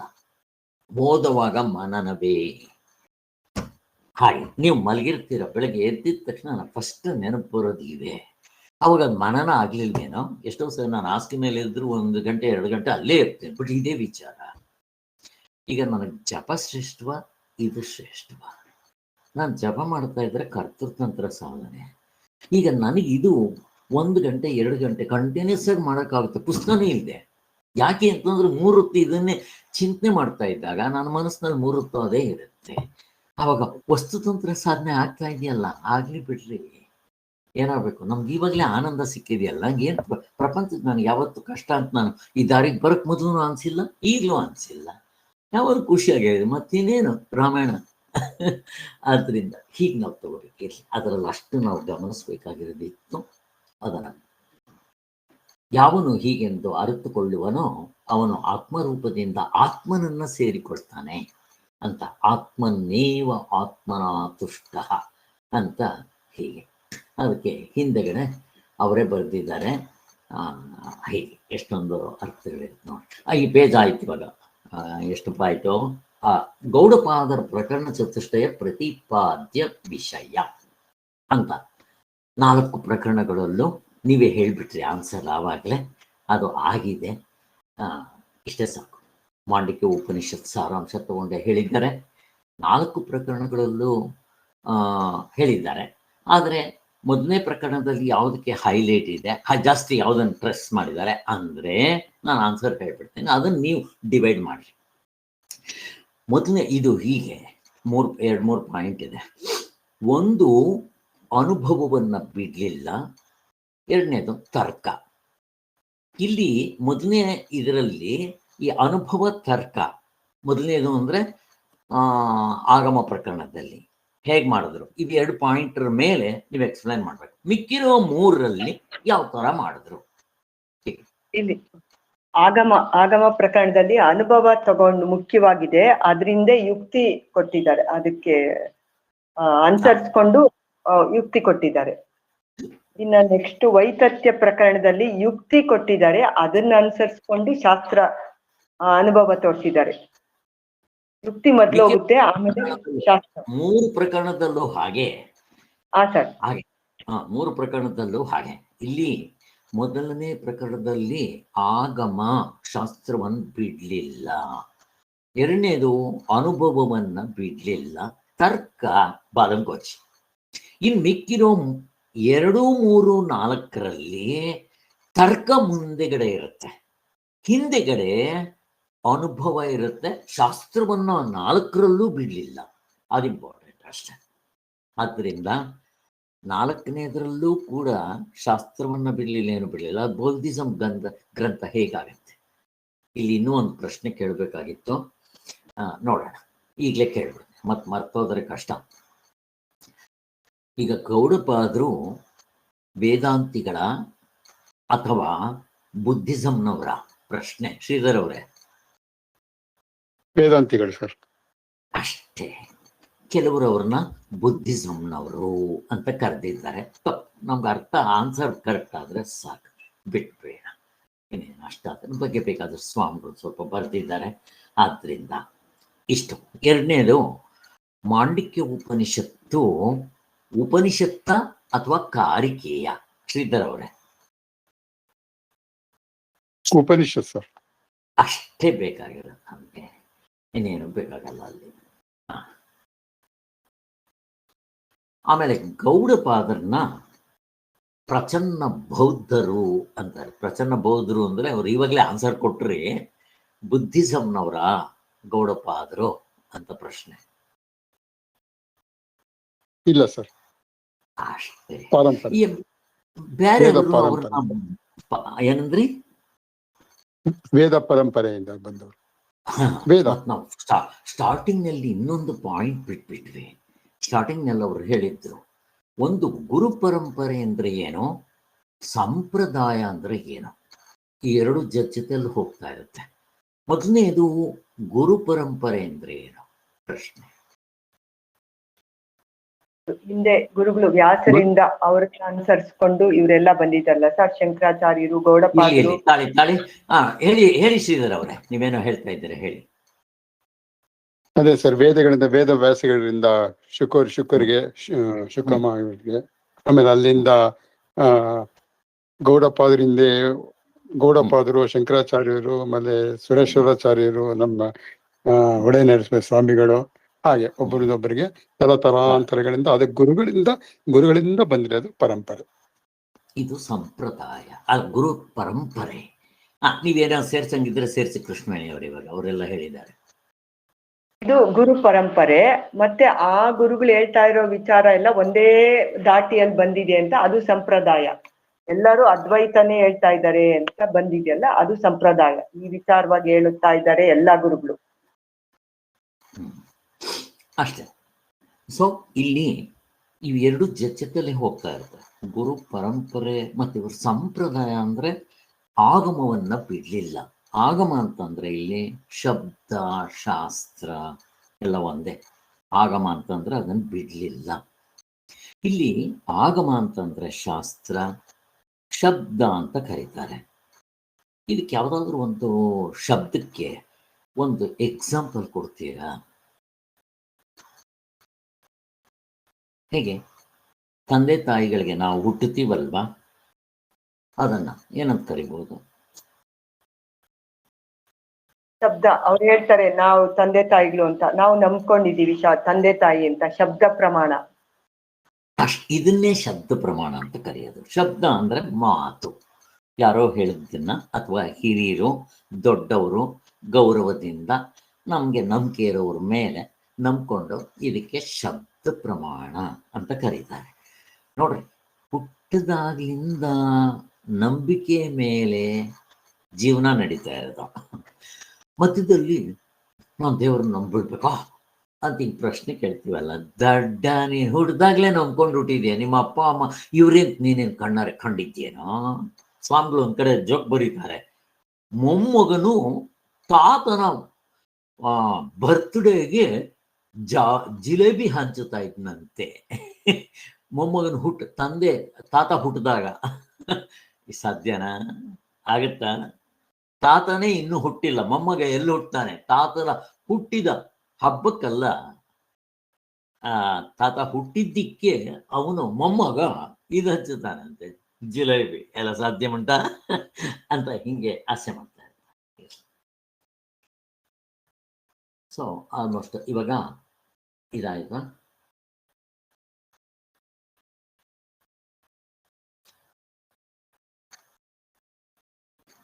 ಓಕೆ,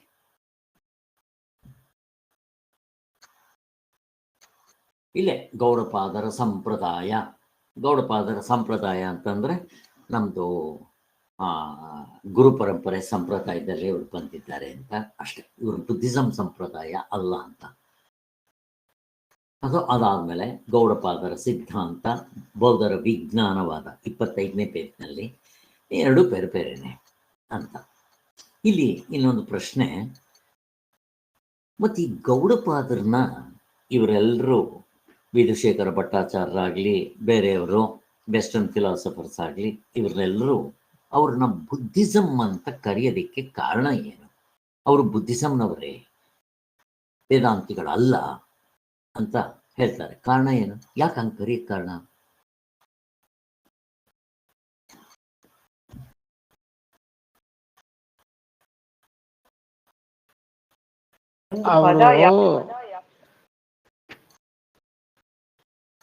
ಏನು ಹೇಳು ಸುರೇಶ. ಅವರು ಅವ್ರ ಲ್ಯಾಂಗ್ವೇಜಲ್ಲೇ, ಅವರ ಇದರಲ್ಲೇ, ಪಾಳಿ ಭಾಷೆಯಲ್ಲೇ, ಅವ್ರ ಟರ್ಮಿನಾಲಜಿನಲ್ಲೇ ಹೇಳೋಕೋದ್ರು ಈ ತತ್ವನ. ಅದಕ್ಕೋಸ್ಕರ ಅವ್ರೇನ್ ಮಾಡಿದ್ರು, ಇವರು ಬುದ್ಧಿಸಮ್ನವ್ರೇನಪ್ಪ ಅಂತ ಹೇಳ್ಬಿಟ್ಟು ಅಂದ್ಕೊಂಡ್ಬಿಟ್ರು. ಕರೆಕ್ಟ್. ಇನ್ಯಾರಾದ್ರು ಏನೋ ಹೇಳ್ಬೇಕು ಅಂತಂದ್ರಲ್ಲ, ಹೇಳಿ ಕೃಷ್ಣಮಣಿ ಅವ್ರು. ಯಾರು ಯಾವ್ದೋ ಪದ ಓದಿಸೋದಾಗಿಲ್ಲ, ಅದನ್ನ ಉಪಯೋಗಿಸಿ ಇವ್ರು ಬರ್ದಿದ್ದಾರೆ, ಹೌದ್ರು ಅಂತ ಇದ್ದಾರೆ. ಅದೇ ಈಗ ಅಲತಾ ಶಾಂತಿ ಪ್ರಕರಣದಲ್ಲೇ ಏನಿದು ಎಕೋ ಬರ್ತಾ ಇದೆ? ಸುರೇಶ್, ನಿಂದು ಸೈಲೆನ್ಸ್ ಮೋಡ್ಗೆ ಹಾಕೋ ಸ್ವಲ್ಪ. ಕೃಷ್ಣವೇಣಿ ಅವರೇ, ನಿಮ್ದು ಸೈಲೆಂಟ್ ಮೋಡ್. ಕೃಷ್ಣ ಇವಂದೇ ಇವಾಗ ಬಂತು ಬಿಡಿ, ಸರ್ ಆಯ್ತು. ಇಲ್ಲಿ ಎಸ್ಪೆಷಲಿ 4ನೇ ಟಾಪಿಕ್ಕು ಬುದ್ಧಿಸಮ್ಗೆ ಸಂಬಂಧಪಟ್ಟಿರೋದು. ಮುಖ್ಯವಾಗಿ ಬುದ್ಧಿಸಮ್ನವ್ರನ್ನೇ ಡೀಲ್ ಮಾಡಿರೋದು, ಬಟ್ ಬೇರೆಯವ್ರದ್ದು ಮಾಡಿಲ್ವಾ ಪ್ರಶ್ನೆ ಕೇಳ್ತಾ ಇದ್ದಾರೆ. ಅಲ್ಲಿ ಬರೀ ಬುದ್ಧಿಸಮ್ನವ್ರನ್ನ ಮಾತ್ರ ಡೀಲ್ ಮಾಡಿದಾರ, ಬೇರೆಯವ್ರನ್ನ ಮಾಡಿಲ್ವಾ ಪ್ರಶ್ನೆ? ಬೇರೆಯವ್ರನ್ನ ಮಾಡಿದ್ದಾರೆ ಸರ್. ಯಾರನ್ನ ಮಾಡಿದ್ದಾರೆ?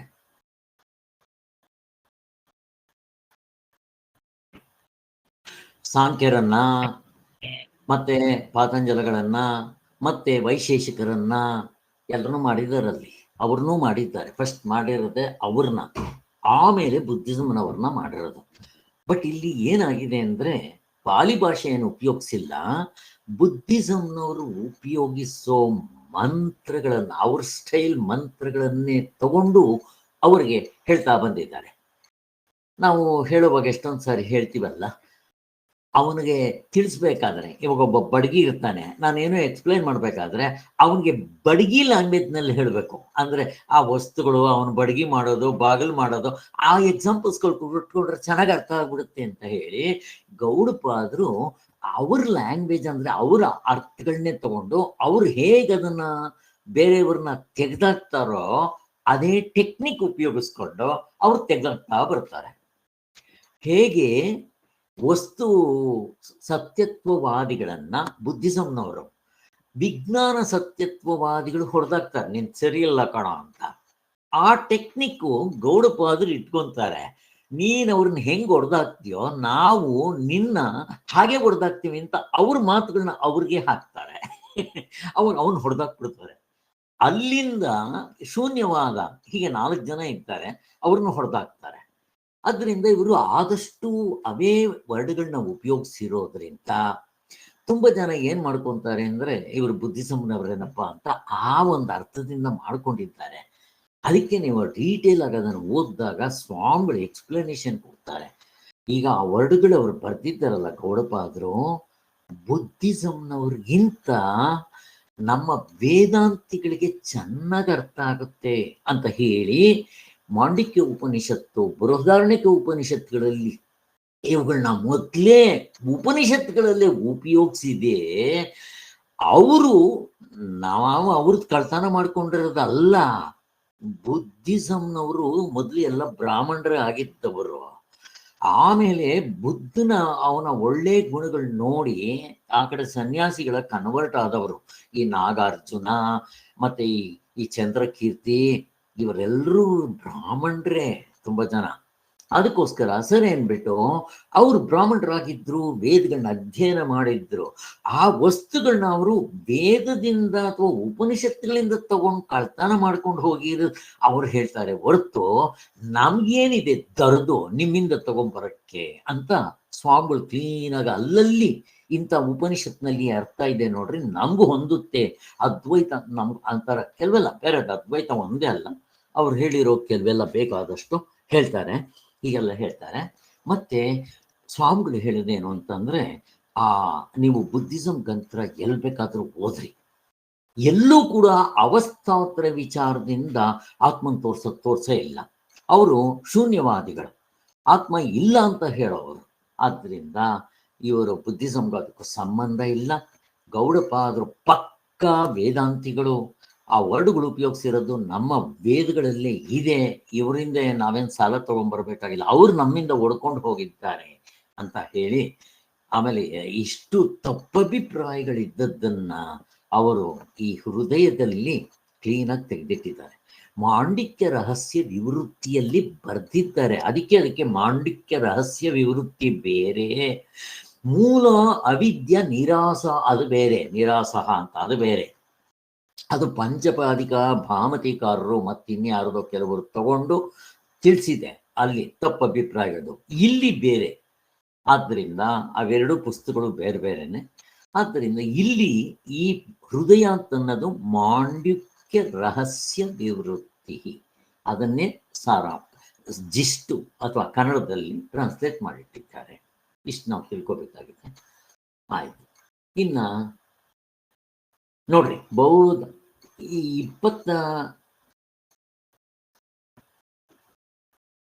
30ನೇ ಪೇಜ್ನಲ್ಲಿ 30ನೇ ಪೇಜ್ ಸುಮ್ಮನೆ ತೆಕ್ಕೊಳ್ರಿ, ನಾನೇನು ಮಾಡಕ್ಕೆ ಹೋಗಲ್ಲ. ಅಲ್ಲಿ ಬೌದ್ಧರ ಪಾರಿಭಾಷಿಕ ಶಬ್ದಗಳು ಪ್ರಕ್ರಿಯೆಯು ಅಲ್ಲಿ ಸ್ವಾಮಿಗಳು ಕ್ಲೀನಾಗಿ ಬರೆದಿದ್ದಾರೆ.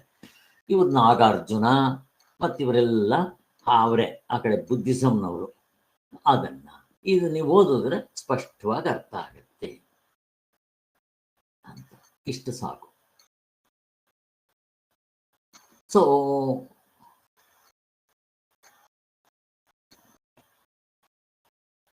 ಇನ್ನು ಕೆಲವು ಪೇಜ್ಗಳಲ್ಲಿ ಓದಿದಾಗ ಗೌಡಪಾದರು ವೇದಾಂತಿಗಳು, ನಾಗಾರ್ಜುನ ಮಾಧ್ಯಮಿಕ ಬೌದ್ಧರು, ಅವರೆಲ್ಲ ಬುದ್ಧಿಸಂನವರು ಅಂತ. ಆಮೇಲೆ ಗೌಡಪಾದರಿಗೆ ಆಗಮವೇ ಮುಖ್ಯ, ಉಪನಿಷತ್ತುಗಳು ವೇದಗಳೇ ಮುಖ್ಯ. ಆದರೆ ಅವ್ರಿಗೆ ಬುದ್ಧಿಸಂ ಗ್ರಂಥ, ಅದು ಬೌದ್ಧ ಗ್ರಂಥಗಳೇ ಅವರಿಗೆ ಮುಖ್ಯ ಅಂತ ಹೀಗೆಲ್ಲ ಹೇಳ್ತಾರೆ.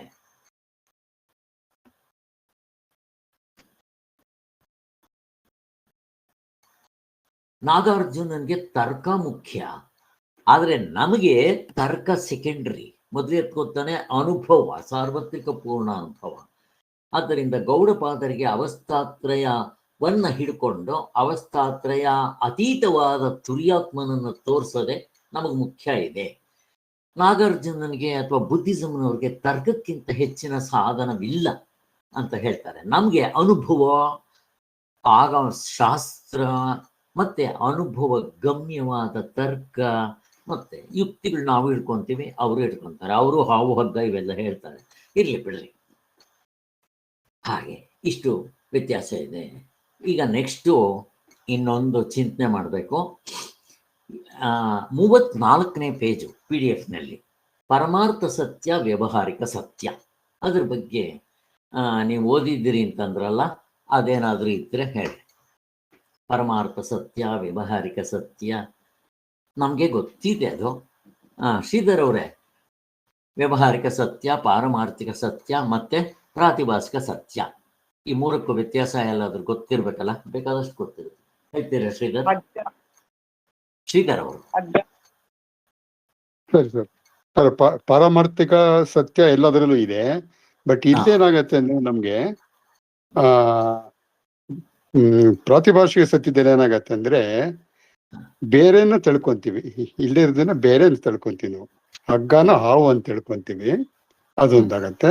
ವ್ಯಾವಹಾರಿಕ ಸತ್ಯದಲ್ಲಿ ಅದನ್ನ ಉಪಯೋಗ ಆಗುವಂಥದ್ದನ್ನ ತಿಳ್ಕೊಂತೀವಿ ನಾವು, ಅದನ್ನೇ ಅಂತ ಹೇಳ್ತೀವಿ. ಪಾರಮಾರ್ಥಿಕತೆಯಲ್ಲಿ ಎಲ್ಲರೂ ಅದು ಬಿಟ್ಟರೆ ಬೇರೆ ಯಾವುದು ನಿಜ ಅಲ್ಲ ಅಂತ ತಿಳ್ಕೊಂತೀವಿ. Very good. ಅಷ್ಟೇ. ನೀವು ಒಂದೊಂದಕ್ಕೊಂದು ದೃಷ್ಟಾಂತ ಎಕ್ಸಾಂಪಲ್ ಕೊಡಕ್ ಬರುತ್ತಾ? ಪ್ರಾತಿಭಾಸಿಕ ಸತ್ಯಕ್ಕೆ ಯಾವ ಎಕ್ಸಾಂಪಲ್ ಕೊಡ್ತೀರಾ? ಪ್ರಾತಿಭಾಷೆಯಲ್ಲಿ ಹಗ್ಗ ಹಾವು ಕೊಡ್ಬೋದು ಸರ್. ಅಷ್ಟೇ. ಬೇರೆ ಎಕ್ಸಾಂಪಲ್ಸ್ ಇದೆಯಾ ಇನ್ಯಾರಾದ್ರೂ? ನೀವೇ ಹೇಳಂಗಿದ್ರೆ ಹೇಳಿ ಬೇರೆ ಎಕ್ಸಾಂಪಲ್. ಮೋಟು ಮರ. ಕರೆಕ್ಟ್. ಆಮೇಲೆ ಕರೆಕ್ಟ್. ಮೋಟು ಮರ ಯಾವ್ದಕ್ಕೆ ಹೇಳ್ತಾರೆ? ಮೋಟು ಮರ ಯಾವ್ದಕ್ಕೆ ಹೇಳ್ತಾರೆ? ಮೋಟು ಮರ ಮನುಷ್ಯ. ಓಕೆ. ಇನ್ಯಾವ ಎಕ್ಸಾಂಪಲ್ಸ್ ಕೊಡ್ಬೋದು ಪ್ರಾತಿಭಾಸಿಕ ಸತ್ಯ? ಆಮೇಲೆ ಇದು ಸರ್, ಬೆಳ್ಳಿ ಮತ್ತೆ ಯಾವುದು? ಕಪ್ಪೆ ಚಿಪ್ಪು ಬೆಳ್ಳಿ. ಆಮೇಲೆ ಮರಳುಗಾಡ ನೀರು. ಇವು 4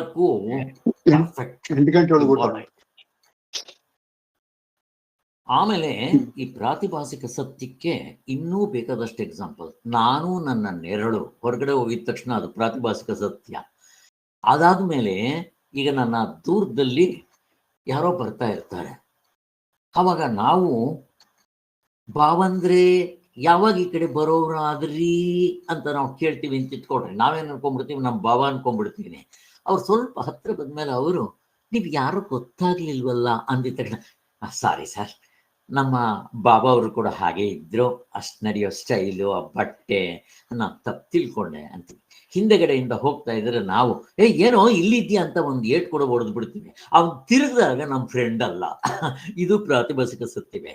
ಇರೋದು ಒಂದೇ, ತಪ್ಪಾಗಿ ತಿಳ್ಕೊಂತೀವಿ, ನಿಜವಾದ ಜ್ಞಾನ ಆಗಿದ ತಕ್ಷಣ ಅದು ಬರುತ್ತೆ. ಈ ಥರ ಬೇಕಾದಷ್ಟು ಆಗ್ತಾ ಇರುತ್ತೆ. ಬಟ್ ಶಾಸ್ತ್ರದಲ್ಲಿ 4 ಚೆನ್ನಾಗಿ ಮೆಲ್ಕು ಹಾಕಬೇಕು.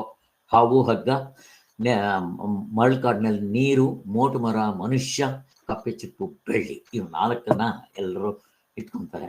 ಇಷ್ಟಿಟ್ಕೊಂಡ್ರೆ ಸಾಕು. ಇದು ಪ್ರಾತಿಭಾಸಿಕ ಸತ್ಯ. ವ್ಯಾವಹಾರಿಕ ಸತ್ಯಕ್ಕೆ ಏನ್ ಎಕ್ಸಾಂಪಲ್ ಕೊಡ್ತೀರಾ? ಪ್ರಶ್ನೆ. ಹಗ್ಗ ಸರ್.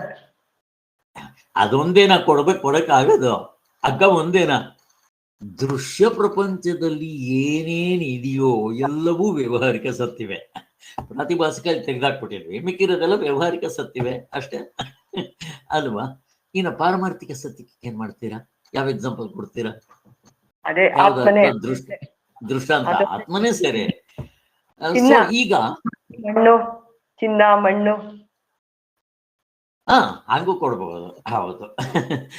ಇಲ್ಲಿ ಏನೇನು ಹೇಳುದು ಅಲ್ಲಿ ಅದು ವ್ಯಾವಹಾರಿಕ ಸತ್ಯ ಆಗೋಯ್ತು. ನೀವು ಚಿನ್ನ ಅಂದಿದ ತಕ್ಷಣ ನಾನು ವ್ಯಾವಹಾರಿಕ ಸತ್ಯ ಹಾಕ್ಬಿಡ್ತೇನೆ. ಪ್ರಾತಿಭಾಸಿಕ ಸತ್ಯಕ್ಕೆ ಅರಿವು ಇರುವು ಆನಂದ ಅಷ್ಟೇ. ಅವನು ಕೊಡ್ರಿ. ಆತ್ಮ ಬಿಟ್ರೆ ಇನ್ನೊಂದು ಎಕ್ಸಾಂಪಲ್ ಸಿಗಲ್ಲ ಅದಕ್ಕೆ ಅಲ್ವಾ? ಹಾಗೆ. ಸೊ ಹಾಗಾದ್ರೆ ಒಂದು ಕೆಲಸ ಮಾಡೋಣ. ಇಲ್ಲಿ ತುಂಬಾ ಇಂಪಾರ್ಟೆಂಟ್ ಪಾಯಿಂಟ್. ಇವಾಗ ಈ 3 ಒಂದೊಂದು ಅವಸ್ಥೆಗೆ ಹಂಚಿಬಿಡ್ಬೋದಾ? ಈ ಘಟನೆ ಈಗ ನಾನು ಅನುಭವವನ್ನು ಕೇಳ್ತೀನಿ.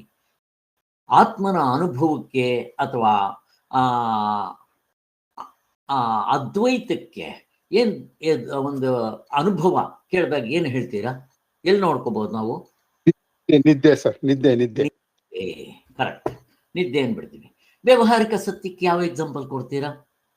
ವ್ಯಾವಹಾರಿಕ ಸತ್ಯಕ್ಕೆ ಜಾಗ್ರತೆ ಅಲ್ಲ, ಅದೇ ದೃಶ್ಯ ಪ್ರಪಂಚ, ಎಚ್ಚರ ಆಗ್ಲಿ ಕನಸಾಗ್ಲಿ ದೃಶ್ಯ ಪ್ರಪಂಚ ತಾನೆ ಕೊಡ್ಬೋದು ತಾನೆ?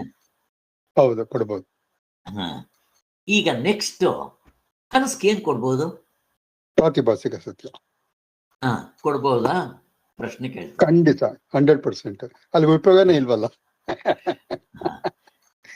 ಗೌಣವಾಗಿ ಪ್ರಾತಿಭಾಸಿಕ ಸತ್ಯ ಅಂತ ಕೊಡ್ಬೋದು, ಕೆಲವು ವೇದಾಂತಿಗಳು ಕೊಟ್ಟು ಇದ್ದಾರೆ ನೋಡ್ರಿ. ಇಲ್ಲಿ ನಾವು ಎಲ್ಲ ಹಂಗೆ ಅನ್ಕೊಂಡಿದ್ದು, ಸ್ವಾಮಿಗಳು ಬಂದು ಅದನ್ನ ಪ್ರಾತಿಭಾಸಿಕ ಸತ್ಯ ಅನ್ನಕ್ ಸಾಧ್ಯ ಇಲ್ಲ ಅಂತ ಹೇಳಿದ್ರು. ಈಗ ನೋಡ್ರಿ, ಪ್ರಾತಿಭಾಸಿಕ ಸತ್ಯ ಅಂದ್ರೆ ಏನು? ಈಗ ನಮ್ಗೆ ಮೊನ್ನೆ ನಾನು ಇದು ತುಂಬಾ ಇಂಪಾರ್ಟೆಂಟ್. ನಿಮ್ಗೆ ಹೇಳಿದ್ರೆ ಕುಣಿಯಕ್ ಶುರು ಮಾಡ್ತೀರಾ ಆನ್ಸರ್ ಗೊತ್ತಾದ್ಮೇಲೆ. ಹಾಗೆ ಈಗ ನೋಡ್ರಿ, ಪ್ರಾತಿಭಾಸಿಕ ಸತ್ಯದಲ್ಲಿ ಏನಾಗ್ಬೇಕು? ಈಗ ನಾನು ಹಗ್ಗ ಹಾವು ಅನ್ಕೊಂಡಿದ್ದೆ. ಈಗ ಹಗ್ಗ ಅಂತ ಗೊತ್ತಾಯ್ತು. ಯಾವ ಕಾಲದಲ್ಲಿ, ಯಾವ ದೇಶದಲ್ಲಿ, ಯಾವ ಕಾರ್ಯಕಾರಣ ಭಾವದಲ್ಲಿ? ನನ್ನ ಪ್ರಶ್ನೆ. ಯಾವ ಕಾಲ? ಸಂಜೆ ಕತ್ಲೆ. ಅಲ್ಲಲ್ಲ, ಸಂಜೆ ಇರ್ಲಿ, ಕರೆಕ್ಟ್. ಇಲ್ಲಿ ಅದೇ ಕಾಲ ಪ್ರವಾಹ ಇದೆಯಾ? ಹಗ್ಗ ಅಂತ ನಾನು ಹಾವು ಅಂತ ತಪ್ಪಾಗಿ ತಿಳ್ಕೊಂಡಾಗ್ಲೇ ಹಗ್ಗ ಅಂತ ತಿಳ್ಕೊಂಡಿದ್ದ ಅದೇ ಕಾಲ ಪ್ರವಾಹ ಕಂಟಿನ್ಯೂಷನ್ ಇದೆಯಾ ಅಥವಾ ಬೇರೆ ಇದೆಯಾ ಅಂತ ಪ್ರಶ್ನೆ ನಂದು. ಕಂಟಿನ್ಯೂಷನ್ ಇದೆ. ಅದೇ ದೇಶ, ಅದೇ ಅಲ್ಲೇ ನನ್ನ ಹಿತ್ತಲಲ್ಲೇ ಅದೇ ದೇಶ, ಕಾರ್ಯಕಾರಣ ಭಾವ ನಾನೇ. ಆಯ್ತು ಬಿಡಿ, 3 ಕಂಟಿನ್ಯೂಷನ್ ಇದೆ. ನನ್ನ ಮನಸ್ಸು ಅದೇ ಮನಸ್ತಾನೆ. ಹಾವು ಅಂತ ಯಾವುದನ್ನು ತಿಳ್ಕೊಂಡಿತ್ತೋ, ಹಗ್ಗ ಅಂತ ತಿಳ್ಕೊಂಡಿದ್ದೋ ಅದೇ ಮನಸ್ತಾನೆ. ಪ್ರಶ್ನೆ. ಹೌದು ಸರ್ 100%. ಸೊ ಈಗ ಇದನ್ನ ನೀವು ಪ್ರಾತಿಭಾಸಿಕ ಸತ್ಯ ಅಂತ ಕರೆದ್ರಿ, ಕನಸನ್ನ ನೀವು ಪ್ರಾತಿಭಾಸಿಕ ಸತ್ಯ ಅಂತ ಕರಿತೀರಾ. ಈ 3 ಹೋಲಿಕೆಗಳು ಇದೆಯಾ? ನಾನು ಹೇಳೋದು, ಕನಸಿನಲ್ಲಿ ಎಚ್ಚರದಲ್ಲಿ ಯಾವ ಕಾಲ ಇದೆಯೋ, ಕನಸಿನಲ್ಲಿ ಎಚ್ಚರದಲ್ಲಿ ಅದೇ ಮನಸ್ಸು ಕಂಟಿನ್ಯೂಷನ್ ಇದೆಯಾ? ಎಚ್ಚರದಿಂದ ಕನಸಿಗೆ ಅದೇ ಮನಸ್ಸು ಹೋಗಿ ಮತ್ತೆ ನಾನು ಅದನ್ನ ತಪ್ಪು ಅಂತ ಹೇಳ್ಬೇಕಾದ್ರೆ ಅದೇ ಮನಸ್ಸಿಗೆ ಬರ್ಬೇಕು, ಇದೆಯಾ? ಎಚ್ಚರದ ಕಾಲವೇ ಕನಸಿನಲ್ಲಿ ಕಂಟಿನ್ಯೂಷನ್ ಆಗಿದೆಯಾ? ಎಚ್ಚರದ ದೇಶವೇ ಕಂಟಿನ್ಯೂಸ್ ಆಗಿದೆಯಾ? ಇಲ್ಲ ಇಲ್ಲ. ಮತ್ತೆ ಬೇರೆ ಬೇರೆ ಪ್ರತಿಭಾಸಿಕ ಅಂತ ಹೆಂಗ್ ಕರಿತೀರ? ಹೆಂಗ್ ತಗೊಂಡ್ಬರ್ತಾರೆ ನೋಡ್ರಿ. ಮುಗಿದೋಯ್ತು, ಕಿತ್ಕೊಂಡು ಹೊರಟೋಯ್ತು. ತುಂಬಾ ಜನ ವೇದಾಂತಿಗಳು, ನೀವ್ ಹೇಳಿ ತಪ್ಪಂತ ಹೇಳ್ತಾ ಇಲ್ಲ, ನಾನು ಮೊದಲು ಹಂಗೆ ಅನ್ಕೊಂತ ಇದ್ದೆ. ಯಾವುದೋ ಪುಸ್ತಕದಲ್ಲಿ ಸ್ವಾಮಿಗಳು ಎಲ್ಲೋ ಒಂದ್ ಕಡೆ ಬರೀತಾರೆ, ಎಲ್ಲ ಮಂಜರಿಗಳಲ್ಲಿ ಸಿಗತ್ತೆ, ಭಾಷ್ಯದಲ್ಲಿ ಅಪ್ರಾಣೆಗೂ ಸಿಗಲ್ಲ, ಅವರ ಟಚ್ಚೇ ಮಾಡಕ್ ಹೋಗಲ್ಲ. ಅವರು ಹೈ ಲೆವೆಲ್ ನಲ್ಲಿರೋರಿಗೆ ಎಕ್ಸ್ಪ್ಲೈನ್ ಮಾಡ್ತಾ ಇರ್ತಾರೆ. ಇವೆಲ್ಲ ಮೊದ್ಲೇ ಗೊತ್ತಿರ್ಬೇಕು. ಕರ್ಮಕಾಂಡ, ಉಪಾಸನ ಕಾಂಡ, 4 ವೇದಗಳನ್ನ ಓದ್ಕೊಂಡು, ಸಂಸ್ಕೃತ್ ಗೊತ್ತಿದ್ದು, ವೇದಾಂಗಗಳು ಗೊತ್ತಿದ್ದು, ನಾವೆಲ್ಲ ಗೊತ್ತೇ ಇರುತ್ತೆ. ಅಷ್ಟು ಗೊತ್ತಿದ್ರು ಇದು ಅನುಭವದ ವಿಚಾರಗಳು ಗೊತ್ತಿರೋದಲ್ಲ ಬೇರೆ. ಹೇಗಿದೆ ನೋಡ್ರಿ, ಹೆಂಗ್ ತಗೊಂಡ್ಬರ್ತಾರೆ ನೋಡ್ರಿ. ನಾನು ಹಂಗೆ ಅನ್ಕೊಂಡಿದ್ದೆ, ಮೊದಲು ಕುಣಿತಾ ಇದ್ದೆ, ಮುರುಕು ಒಂದೊಂದು ಎಕ್ಸಾಂಪಲ್ ಕೊಟ್ಬಿಡ್ತಾ ಇದ್ದೆ, ಹಂಗೆ ಕೊಟ್ಬಿಡ್ತಾ ಇದ್ದೆ. ಎಚ್ಚರ ವ್ಯಾವಹಾರಿಕ ಸತ್ಯ, ಎಚ್ಚರ ಕನಸು ದೃಶ್ಯ ಪ್ರಪಂಚ, ವ್ಯಾವಹಾರಿಕ ಸತ್ಯ. ಗಾಢ ನಿದ್ರೆ, ನಿಂಗೆ ಆತ್ಮನ್ ಕೊಡ್ಬೇಕು ಅಂತ ಗಾಢ ನಿದ್ರೆ, ಕರೆಕ್ಟು ಗಾಢ ನಿದ್ರೆ.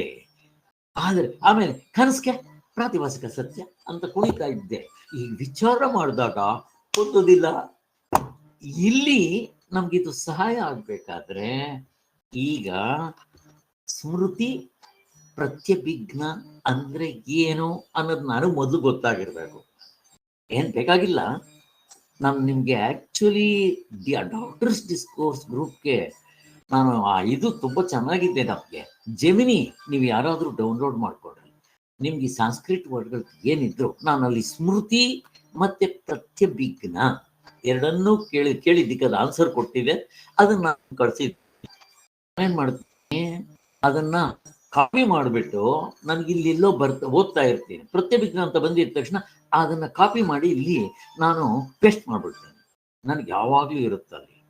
ಹೇಗಿದೆ ನೋಡ್ರಿ, ಇದು PDF ನಲ್ಲಿ ಉಪಯೋಗ ಇರೋದು. ಇದು ಎಷ್ಟು ಎಷ್ಟು ಕುಣಿಬೇಕು ಹಂಗಾಗುತ್ತೆ PDF ನಲ್ಲಿ ಮಾಡ್ಕೊಂಡು ಓದೋದ್ರೆ. ನಂಗೆ ಯಾವ ಪುಸ್ತಕ ಕೊಟ್ಟರು PDF ನಾ ಮಕ್ಕಳೇ ಓದೋದು. ನಾನು ಫಸ್ಟ್ ಕೇಳ್ಬಿಡ್ತೀನಿ ಏನಾದರೂ ಇರಲಿ.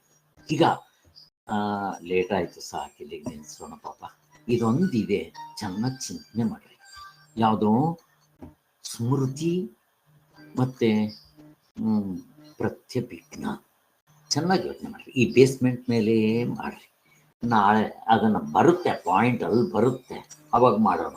ಹೀಗೆ ಬೇಕಾದಷ್ಟಾಯಿತು. ಇನ್ನು ಮಿಕ್ಕಿರೋದು ಉಪಸಂಹಾರದಲ್ಲಿ ನಮಗೆಲ್ಲ ಗೊತ್ತಿರೋದನ್ನೇ ಸ್ವಾಮಿಗಳು ಬರೆದಿದ್ದಾರೆ. ತುಂಬ ಸಂತೋಷ ಆಯಿತು. ಈಗ ನಾನು ಮುಗಿಸ್ದೆ. ಯಾರಿಗಾದ್ರೂ ಆಸಕ್ತಿ ಇದ್ದರೆ ಎಲ್ಲ ಆದಮೇಲೆ ನಾವು ಅವ್ರವ್ರಿಗೆ ಅನ್ಸಿದ್ದು ಹೇಳಿ ಅಂತಾರೆ. ಈಗಲೇ ಟೈಮ್ ಆಗಿಬಿಟ್ಟಿದೆ, ಅದಕ್ಕೋಸ್ಕರ ಏನರಪ್ಪ ಯಾರೋ ಮಾಡ್ತೀರಾ, ನೀವು ಹೋಗೋರು ಹೋಗ್ಬಿಡಿ ಪಾಪ. ಈಗಲೇ 1.5 ಗಂಟೆ 2 ಗಂಟೆ 2.5 ಗಂಟೆ ಆಯಿತು. 2 ಗಂಟೆ ಆಯಿತು. ನಾಳೆ ಕಂಟಿನ್ಯೂ ಮಾಡೋಣ ಸರ್. ಹೀಗೆ ನಾಳೆ ಕಂಟಿನ್ಯೂ ಮಾಡಿ. ಎಲ್ಲ ಮುಗಿತೀನಿ, ಏನಿಲ್ಲ. ಇವಾಗ ನಾಳೆಯಿಂದ ನಾನು ಏನು ಮಾಡ್ತೀನಿ ಅಂದರೆ, ಈಗ ನಾವು ಇದಕ್ಕೆ ಬಂದ್ಬಿಟ್ವಿ. ನಾನು ಇವಾಗಲೇ ಹೇಳ್ಬಿಡ್ತೀನಿ, ಅದು ಅಲ್ಲಿ ಆಗಮ ಪ್ರಕರಣಕ್ಕೆ ಬರಬೇಕಷ್ಟೇ. ಡೈರೆಕ್ಟ್ ಆಗಮ ಪ್ರಕರಣ ಬೇಕಾದಷ್ಟು ಆಯಿತು. ಪೇಜ್ ನಂಬರ್ ಹೇಳ್ಬಿಡ್ತೀನಿ, 51ನೇ ಪೇಜಿಂದ ನಾಳೆ ಸ್ಟಡಿ ಗ್ರೂಪ್. ಯಾಕೆಂದ್ರೆ ನಾನು ಮುಗಿಸಿದ್ದೀನಿ ಇದನ್ನು. ಆಗಮ ಪ್ರಕರಣಕ್ಕೆ ಬಂದ್ಬೇಡ. ಓಕೆ ಸರ್, ಎಲ್ಲರೂ ಓದ್ಕೊಂಬನ್ನಿ. ತುಂಬ ಖುಷಿ ಆಯಿತು. ಚೆನ್ನಾಗಿ ನೀವು ಎಫರ್ಟ್ ಆಗ್ತಾ ಇದ್ದೀರಾ, ಅಷ್ಟೇ ಬೇಕಾಗಿ. ಜೈ ಶ್ರೀರಾಮ್. ಜೈ ಶ್ರೀರಾಮ್. ಜೈ ಶ್ರೀರಾಮ್.